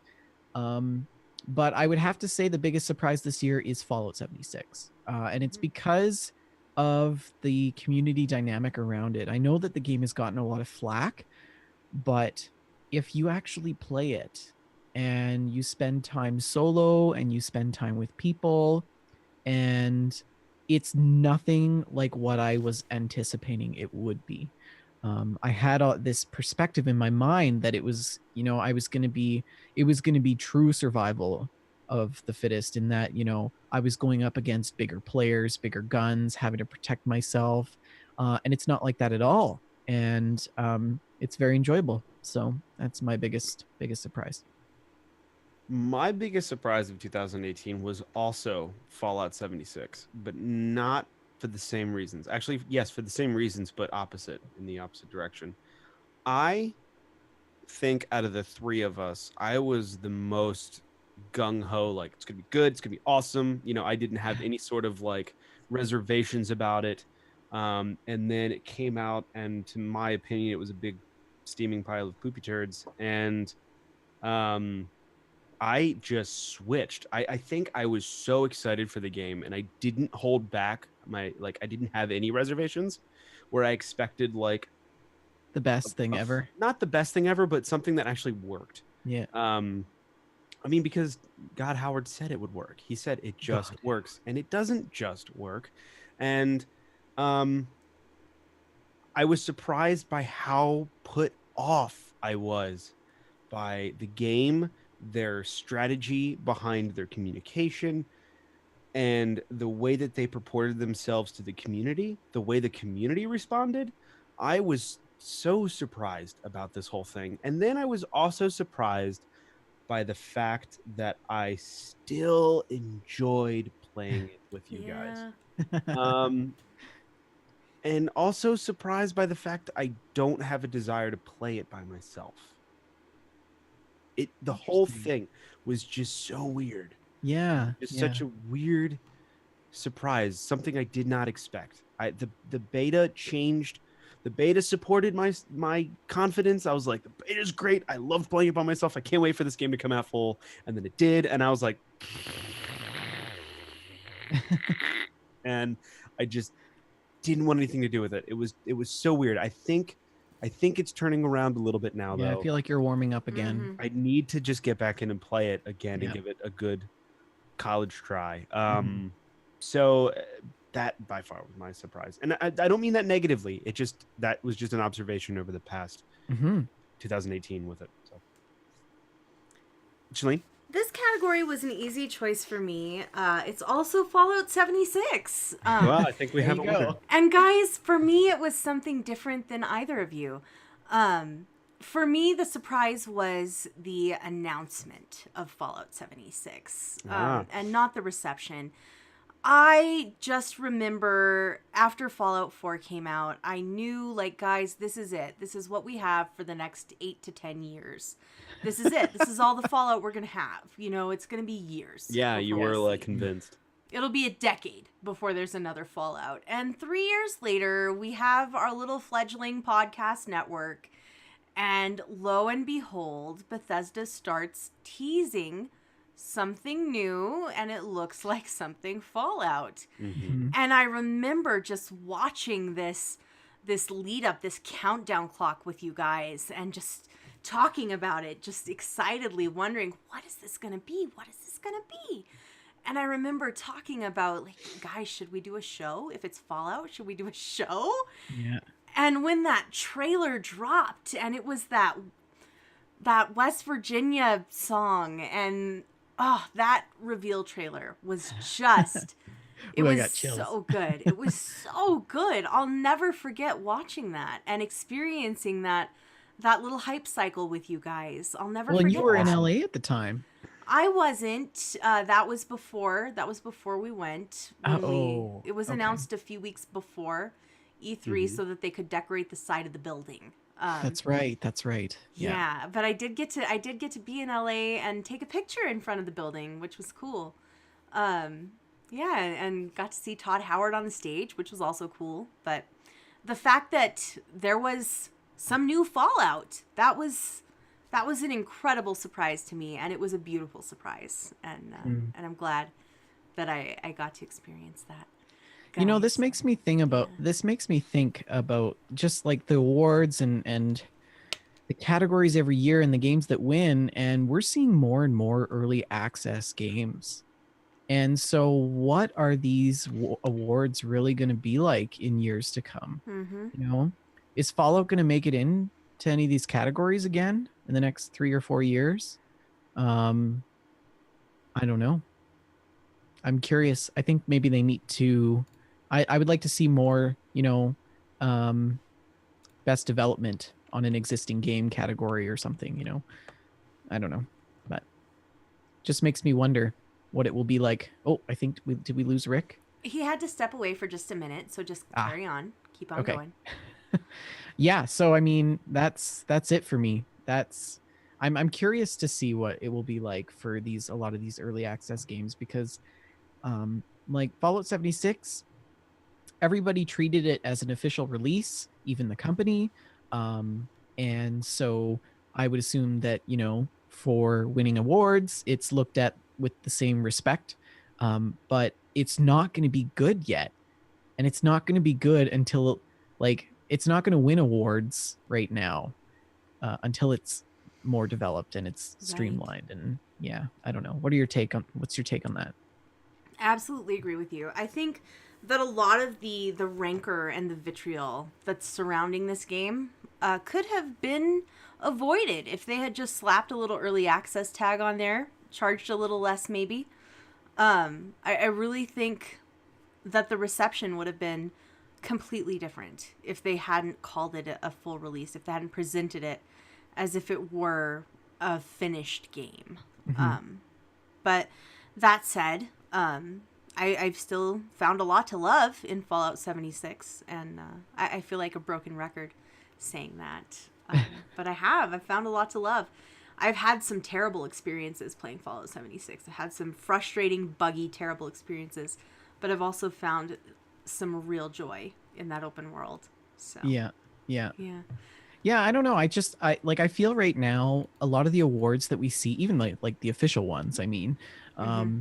are geared Oh, you mean towards. are you saying that the Stack Awards are not official? Oh no, What is what have I was done? that How what you're dare suggesting? you? Oh, the nerve of The some people. nerve. No, I'm just saying, like, the award ceremonies that go on around the world for video games are geared towards games that have been released, and that's the game, and that's what it is, and you judge it, and that's it, right? Yeah. And it's this whole idea of these early access games. I think it's really going to change the way games and game development is perceived, and it's not coming fast enough. Um, I don't know. I really hope that people's it maybe I don't know. I just think the Well, awards don't really do them justice. well, honestly, what I think is, I think the awards shouldn't change. I really don't think the awards shouldn't change because if anything, that will keep in check the early release stuff. Fallout 76, I don't think got anything because it was not good when it released. And I Mhm. think that should reflect on the companies of, okay, we should start finishing our games before we consider them released. Early access is fine, but games that are in early access do not get judged until they release. So if a game's in early access, if I'm not mistaken, games in early access even for a year, like say if it was in early access all of 2018, but releases in 2019, it will be judged on 2019. Right. Mhm.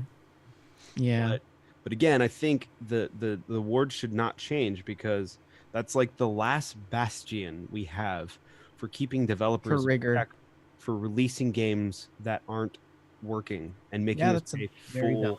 It's a for. good point. So yeah, that's what I'm hoping we'll see is that the awards don't succumb to the what you want to call the lobbying of the game companies themselves. Hmm. So, because like, you know what I mean? So I'm hoping that's what happens because the customer base is certainly not going to make the game companies change using our money. We should, but we're not. So I'm hoping that the reviews do that. Yeah. Yeah. Okay, so guys, do you want to do honorable mentions first or game of the year Let's do honorable first? mentions. Okay. Honorable Vendor, mentions. do you have any honorable mentions for things that maybe didn't win awards but you'd like to call out? Um Life is Strange 2, Mm-hmm. definite honorable mention there. It's probably the only one that I can think of at the moment. Yeah. Yeah. Rick, you have any honorable mentions? For me, it was definitely Far Cry 5. It was good. The stories are always interesting. The fact that they put little Easter eggs in there, like at the beginning of the game when you go to arrest the main bad guy, and they like call to you, they're like, "Hey, rookie, all right, handcuff him." And if you sit there for 14 minutes without doing anything, your characters go, "Well, fine, I guess we're not going to do that then," and they go home and leave, and the game is over. It takes Um, them 14 minutes to come to that decision. yeah, I know, but it's an Easter egg. They Wait a also minute. did You that. sat there for 14 minutes? I didn't, but somebody did. Oh. There's also that in another Far Cry. Like if you don't do something at the beginning of the game, the whole Mm-hmm. game is fine. Shadow Complex has an achievement like that. In Shadow Complex, like they kidnap your date, right? And you have to go Yeah. save your date. But if you get in the Jeep and turn around, you can just leave. Well, see ya. But the combat was fun. I didn't feel like it was a good shooter. But and it was super repetitive. But the characters that they create are really, really, really, really good. So that's an honorable mention. Great. I've got two. My first one is Detective Pikachu. I loved Of Detective course. Pikachu. It was adorable. I loved Detective Pikachu. Yeah, I talked about that a lot on previous episodes, so I won't go into You it did. too far. But Detective Pikachu was really charming story, and it was a very relaxing experience for me at a time when I needed to chill.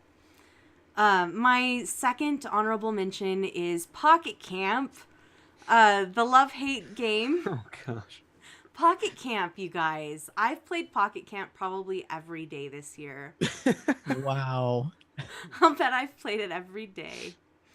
And they've really, really changed Pocket Camp. It's really grown a lot. And I'd also argue that maybe it's grown too much because they throw events at you faster than you can reasonably complete them, but I have to complete them anyway, so I think I want to play Pocket Camp just so I Oh, can play no. with Shalene's mom. just for keeping me hooked, I'm going to say Pocket Camp. And my mom is a machine at Pocket Camp, man. She's like a level 150. Yeah. So, I'm assuming that's Oh, good. Good. it's pretty high. Awesome. So, guys, what is your Gamestack 2018 Game of the Year? Dun, dun, dun, dun, dun, dun, dun. Detroit Become Human. Detroit Become Human, you guys. This game wrecked me. It wrecked me, Shaline. Yeah. For our audio listeners, if you don't know, Detroit Become Human is the game that Shaline actually gifted me this year for Christmas. And it's January 4th. And I've already done it played that game in like 3 days, you guys. Oh, it was so good. I was playing it before I would go to work in the mornings. I can't remember a game that has done that to me before. And I just picked it up like it was watching another episode of something on Netflix. And I was just hooked. And the storyline is so complex, and I'm excited to play it again because I want to see what the other endings are like. So that's my choice. Best game I played this year. I mean, did the game wreck you or did you wreck it? I mean, I'm just because the story, how it ended for you, seemed pretty nasty. Mm-hmm. Yeah. It was My bleak. please, my game of the year has to be God of War. And only because, not because of it being major AAA, but it was the only game this year that I actually sat and like needed to finish. It prompted me back. I didn't do that with Red Dead Redemption 2. I haven't played Red Dead Redemption 2 in probably 3 months. But God of War, I just had to come back to it constantly. The lore that they wrote, it's amazing. So, I'm gonna go with that one for me. Okay. So, guys, this was a really hard choice for me. A really hard choice. So many games were so good this year. And my favorite game this year was Detroit Become Human. Hey. But It's not your game of the I year. can't give it the award in a year that God of War came out. I loved Detroit Become Human. I loved it. I was obsessed. I got the platinum. I spent like a month after I finished playing it just watching YouTube videos. Shout out to what's his name? I forgot the streamer's name. I'm sorry. To the streamer, but I watched his videos to see what his outcomes were. But God of War was it was better, guys. It was an objectively better game. It was amazing. God of War, as much as I love Detroit, a lot of the storytelling was trite and cliche, and heavy-handed. You know, they could they have, put in a little more subtlety, maybe? Yeah, they could have. Maybe they didn't need a Harriet Tubman character. Maybe they didn't need to put a yellow star on the characters. Like, really. It's kind of insulting. God of War was incredible, though. They were both amazing games. They were the two best games that I played this year. And my vote goes to God of War. The combat was beautiful. I felt so powerful playing God of War. Mm-hmm. The story was great. Characters were great. The world was great. The sound, the music, I loved it. Yeah, so. The finishing moves. The finishing moves, indeed. The angry dwarves. Basically, it comes down to the feeling of throwing that axe and calling it back. It just... Oh. Yeah. Yeah. Well, I guess that settles it. Game of the Year 2018 Stack Awards goes to God of War. Indeed. Congratulations to Sony Santa Monica. Yes, you guys can, the Sony team can put that on their CV that I'm. the Mhm. it made the Please do. 2018 Stack Oh Awards. man, I'd be so happy if someone somewhere just put it in a small corner of their CV. I would I'm feel sure so.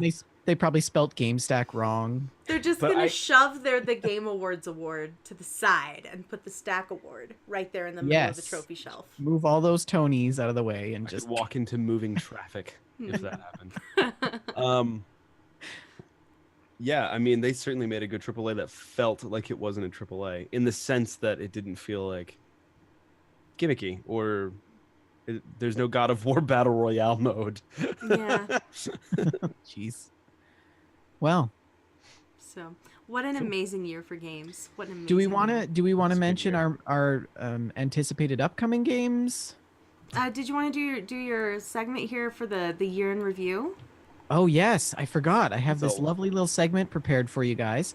Little? Prepare to be dazzled. I just want to Little? disclose that some of the sources that I found. So I tried to pull some stats on games and sales and stuff, and people playing games.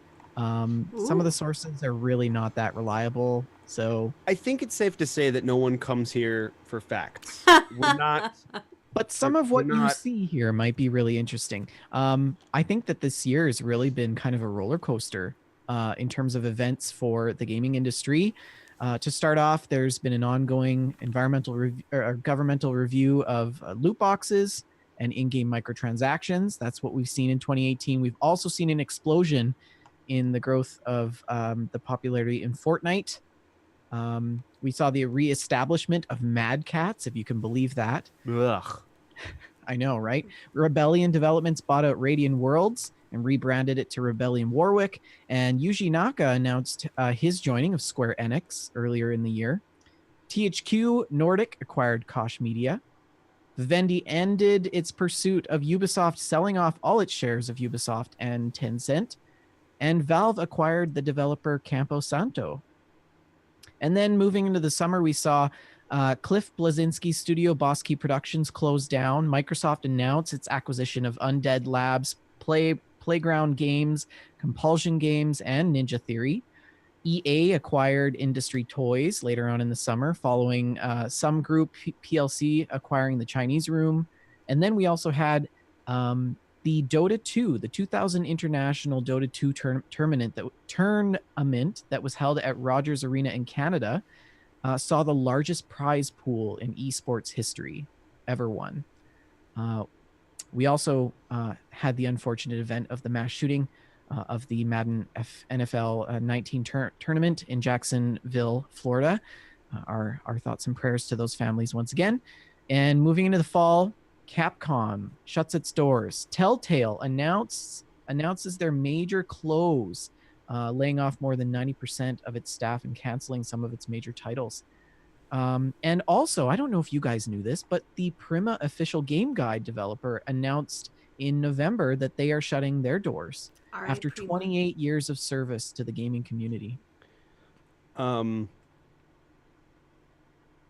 I wanted to point out real quick, Vendor, Mad Cats. Mad Cats.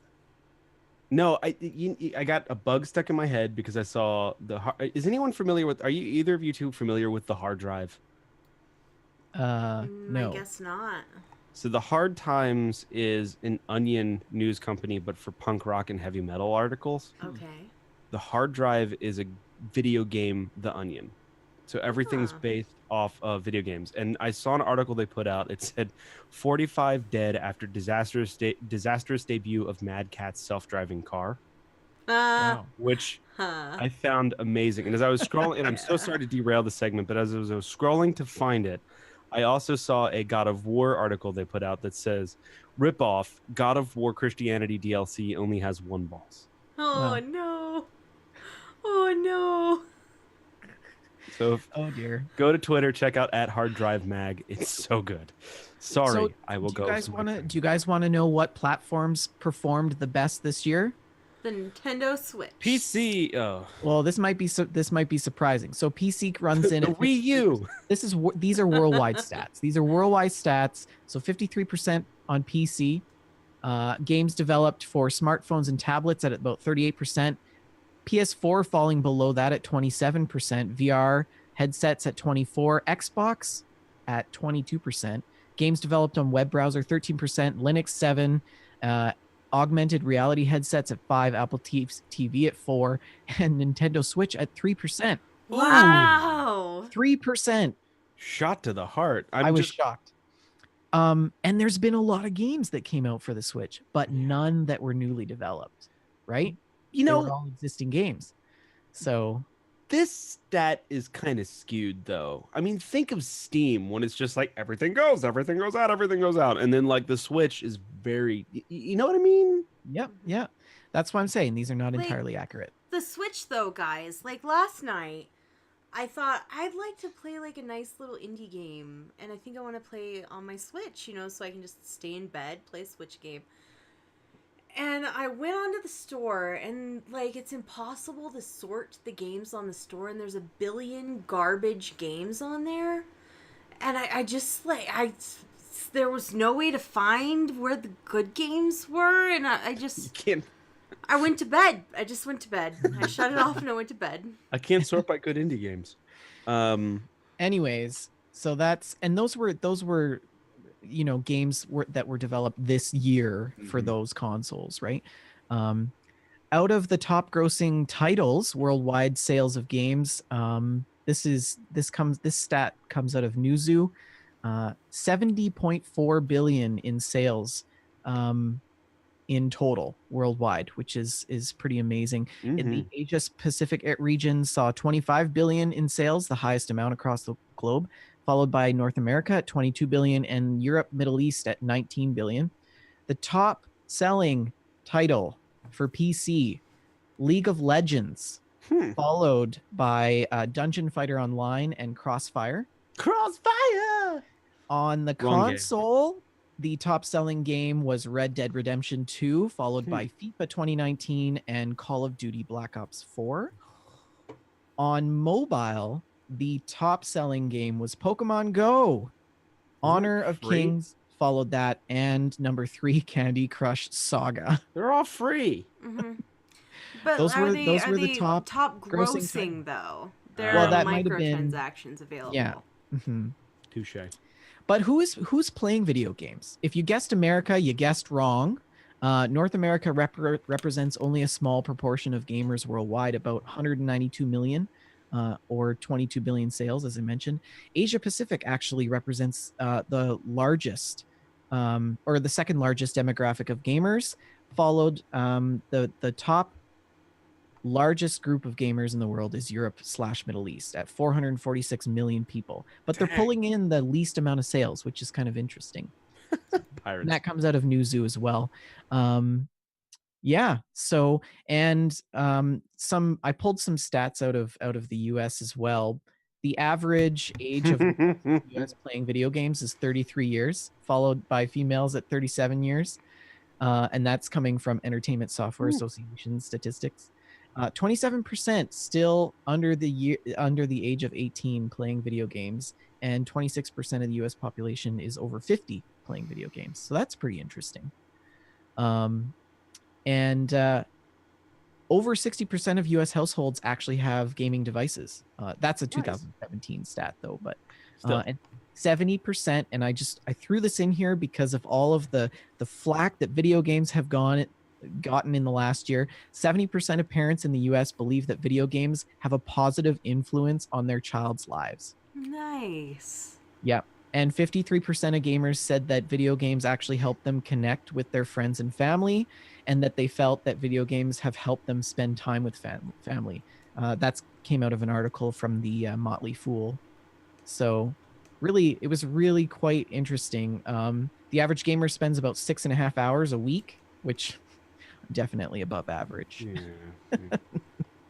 But which games were most popular? The most popular PC game of 2018 was League of Legends, as it was the best grossing title, 100 million players monthly. Second place, World of Warcraft on PC, 6.3 million units sold. Wow. That's coming out of VG charts. And in third place, Diablo 3. That surprises me that Diablo 3 is still doing that well. Yeah, I know. Diablo's got a pretty big fan base. I'm surprised that Fortnite or PUBG aren't on this list. No, those 3 games kind of make sense. I mean, Fortnite, I expected Not on. I mean, maybe not on PC because the target the Yeah. demographic that's playing Fortnite is not going to be playing on PC. True. That's And going to is be on is console. Fortnite very big in Asia? You know, I think there are a lot more gamers in Asia than there are. PUBG is the Yeah. biggest. Yeah. And this was weird. This was really weird, and I just had to put it in here. The game with the greatest fan base was Texas Hold'em Poker, holding strong Yeah. at 65.4 You know million fans. what? There are like a billion old ladies on my Facebook that play that game and are always sending me invites to that game. Yeah, and the source of that is coming from Fan Page List, a 2018 article. So, Well, that was yeah, really it's interesting, Vendor. kind of interesting, hey? Kind of throws you for a loop. Yeah. Yeah, thanks for sharing those stats breakdowns. So that brings us to our final segment for this evening. We've talked about the amazing year in gaming that was 2018. And now let us talk about what we're looking forward to in 2019. What are our most anticipated games for this year? Who wants to go first? I'll go. I'll go first. I am. There's a ton. There's a ton. Are you just looking at the list now? I just wanted to double check to make Oh, sure I okay, wasn't. okay. And I meant it's not that there's a ton of games coming out because there is, but there's just a ton of games I'm excited for. All right, like for instance, let's just start at the top of the game. What I'm thinking, Anthem. I'm not necessarily excited for this game in the sense to like play it or whatever. I am hoping that this is BioWare's like saving grace that will Please. lead back to Mass Effect or that sort of thing. Or Dragon I'm hoping Age. that this is what Mass Effect should have been. Excuse Mhm. me. So we'll see. We'll see what that holds. I don't know. But I'm kind of excited. One of the ones that I'm really excited for is Metro Exodus. Mhm. Really looking forward to that game. I have it sitting in my Steam library, waited to be downloaded.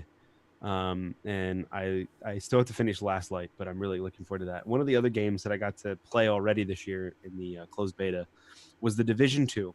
Really looking forward to Division 2. Me and Shaline, you and I are going to take back DC Christmas style. Yay. Um, I'm really excited for the Division 2. I loved the beta and I can't wait, or the alpha, and I cannot wait for the. Hopefully, I get picked for the beta. But yeah, so I don't know. Was Outer Worlds set to release in 2019? Yes. Okay, that is. I couldn't remember the release date. That's probably my most anticipated game of 2019.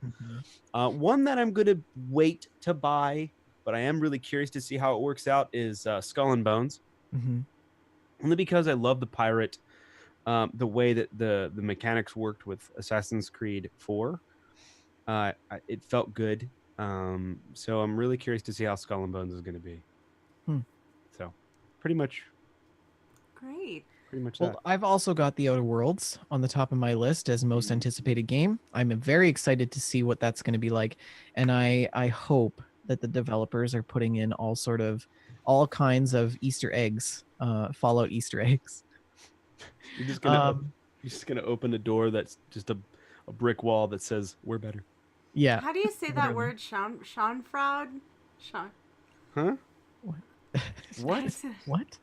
What are you talking about? That it's that word that means like you feel good about other people's failure. Oh, I I don't didn't even know. know there was a word for that. Shine fraud. I don't know how to say Anyways, it. the Outer Worlds, top of my list. I also have Skull and Bones on there, and I'm really excited to see what that's going to be like. I was hoping for it to be an online open world, play with other people, but it's not going to be like that.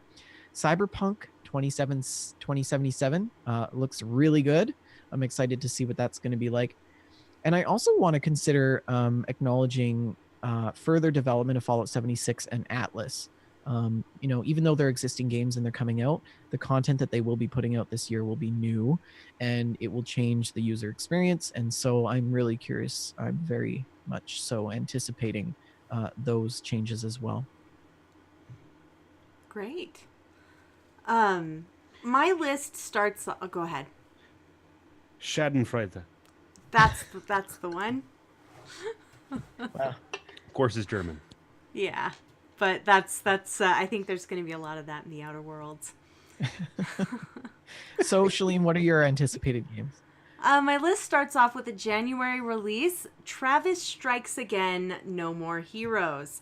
Are you guys familiar with the No More Heroes series? Mm-mm. No, what is with the titles of these games?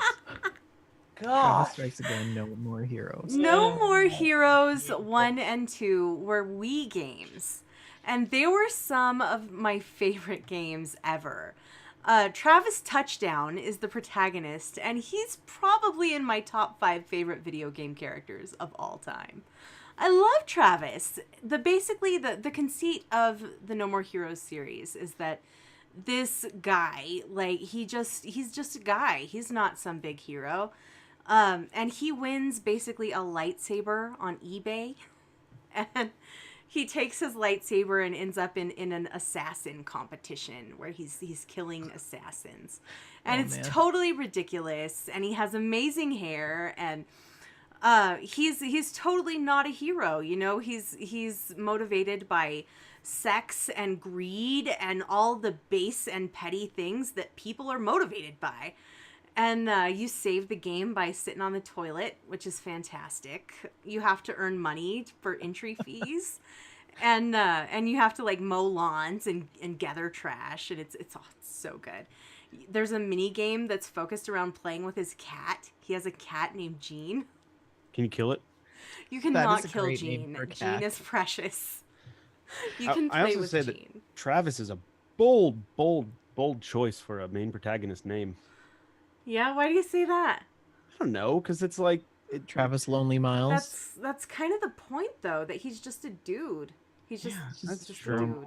Yeah, but I felt like we would never see another entry into this series, and I was so excited when they announced that there was going to be a new one. He loves wrestling. You can learn luchador moves to use in the games. It's incredible.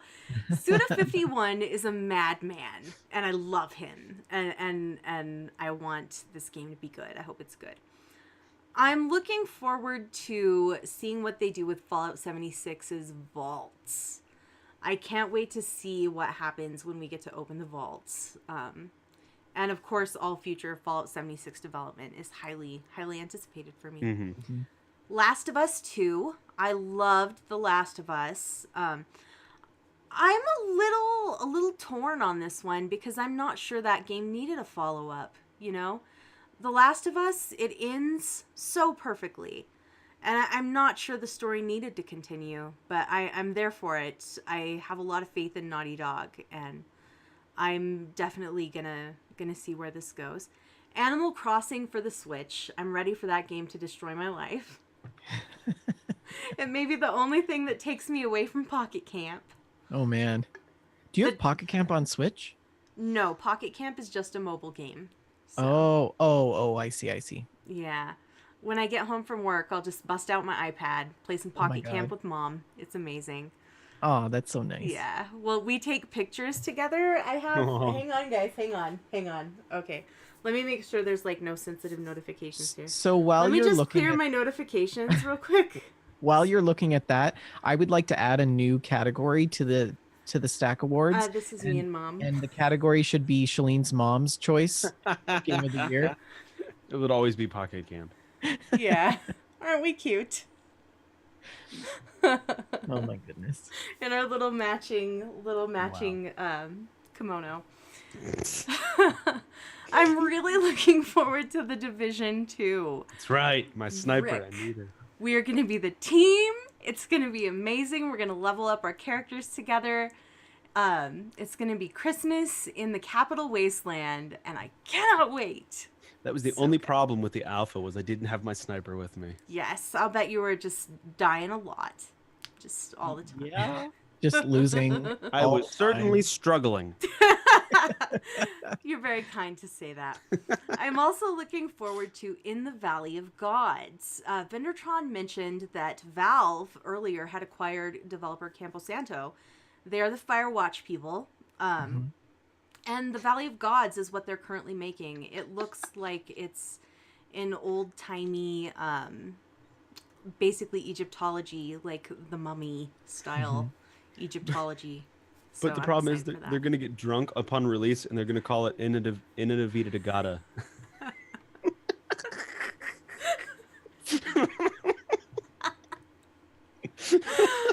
Thanks for Oh, that's watching. so bad. All 4 people that were So left. bad. That's what I'm going to call it from now on. Innovative de Gata. That is so bad.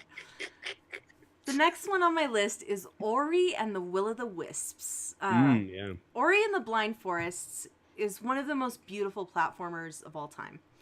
And I'm definitely looking forward to Ori and the Will o' the Wisps.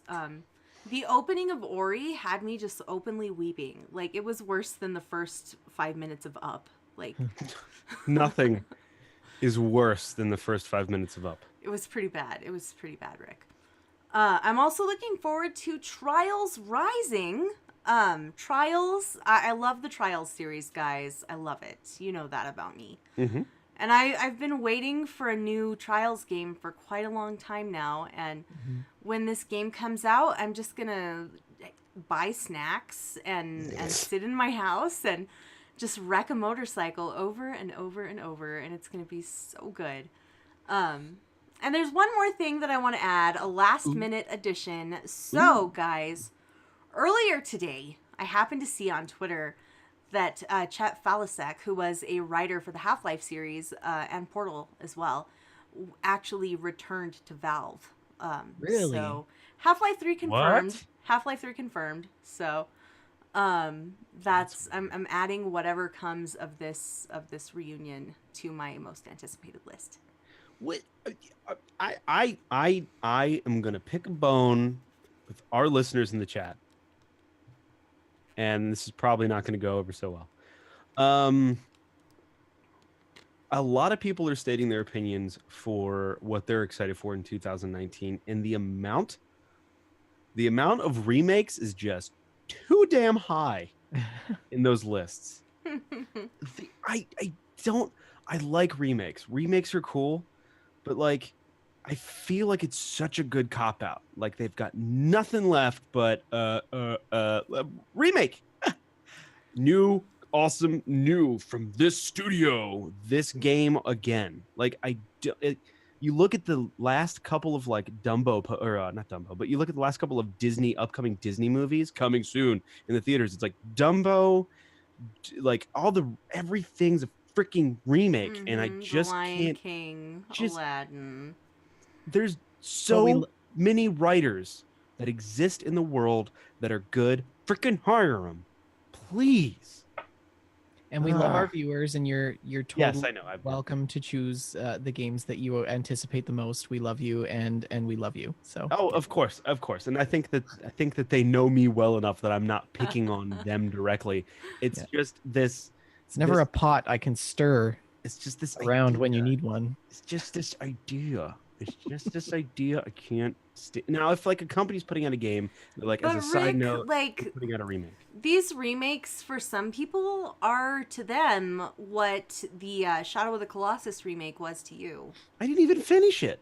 I was excited for it, but that company was also like, they had just put out a huge game, and they're like, oh, we're gonna rebuild this one. They weren't like, this is our future plan. They're like, we just put out this game, we're gonna rebuild this next one as something to do. Mm-hmm. Like if a company's like, hey, we're putting out this major title, like Call of Duty did. They're like, we put out this major title, also you're gonna get a remake of Call of Duty 4. It wasn't. That's basically what Fallout 76 But that's was. basically what Bones has stated. Assassin's Creed 3 Remastered comes with. And that's fine. It comes with Odyssey. And I'm just surprised. All I'm saying is I'm just surprised at how many remakes there are. And I think it's just the nostalgia factor. And I'm kind of just I kind of was picking on the chat just to enter this rant. But I was genuinely surprised on how many were actually in there, and it kind of made me realize how many actually exist. Mm-hmm. And there are times, not all the time, but there are times when a remake is touted as something completely new, and that's when I have a problem with it. There's a whole remake thing going on. It's like the early access. Wait till we get into remakes that enter early access for 3 years. Valid point. Oh, Oh man, at that point, like the reality will begin to fold in upon itself. Vendor's done. Oh man, guys, We got that was a twirly fingers from podcast. Vendor. That we were getting the angry message on the teleprompter telling us to wrap it up. Yeah. This has been the longest podcast of all time It has been. in Of all ours. history ever. 2 hours 15. We're very Yeah. glad that we got to spend this time with you, however. To our audio listeners, when you've woken up from your nap, just rewind, 45 minutes, and you can catch the rest of what you missed. We have no listener emails to read. Send us some emails, please. How can they send us those emails, Vendor? Well, you can email us at info@wejustlovegames.com, and you can also kind of reach out to us on Twitter and send us messages there. But the best way to get a hold of us is through email. We love those listener emails. We read them out on the air. If you would like to tweet at us, you can tweet at us at We Just Love Games, and we will also share those. Thank you. You can also find us on Facebook at facebook.com/WeJustLoveGames. We have a Facebook group that you can join, facebook.com/group/WeJustLoveGames. Find many like-minded gamers like yourselves. And also join our Discord server. The Discord, guys, it's basically the live chat extended throughout the week. There are a lot of lovely friendships that have bloomed on our Discord server, and we'd love for you to join us. There is a link on the Twitch page as well as the Twitter page, I believe. Mm-hmm. And we I think we're record over 200 now. Yes, I think we are. It's amazing. Yeah. The Yeah. Discord is also an automatic way to enter any of our free game giveaways that we do whenever we have some games that we can give away. We record this show live on twitch.tv/WeJustLoveGames at 6:30 p.m. Mountain Time, 8:30 p.m. Eastern Time. We post the archives on youtube.com/WeJustLoveGames. So if you didn't catch it live, subscribe to our YouTube channel, and you can always catch up there. We're on YouTube, iTunes, Stitcher Radio, iHeartRadio, Spotify. I think we actually are doing pretty good traffic on Spotify, which is pretty neat. Yeah, we are. Yeah. So like, subscribe, and review to all of those platforms. Go ahead and subscribe, even if you primarily listen on one platform. Subscribe on all the others. It's very good for us if you do that. And join us next week for a fantastic episode of That Fallout Show, where we will talk about all of the zany antics that we're going to engage in later today in Fallout 76. Thanks for listening, guys. Anybody have a last word? And another thing. I forgot about the credits. Okay.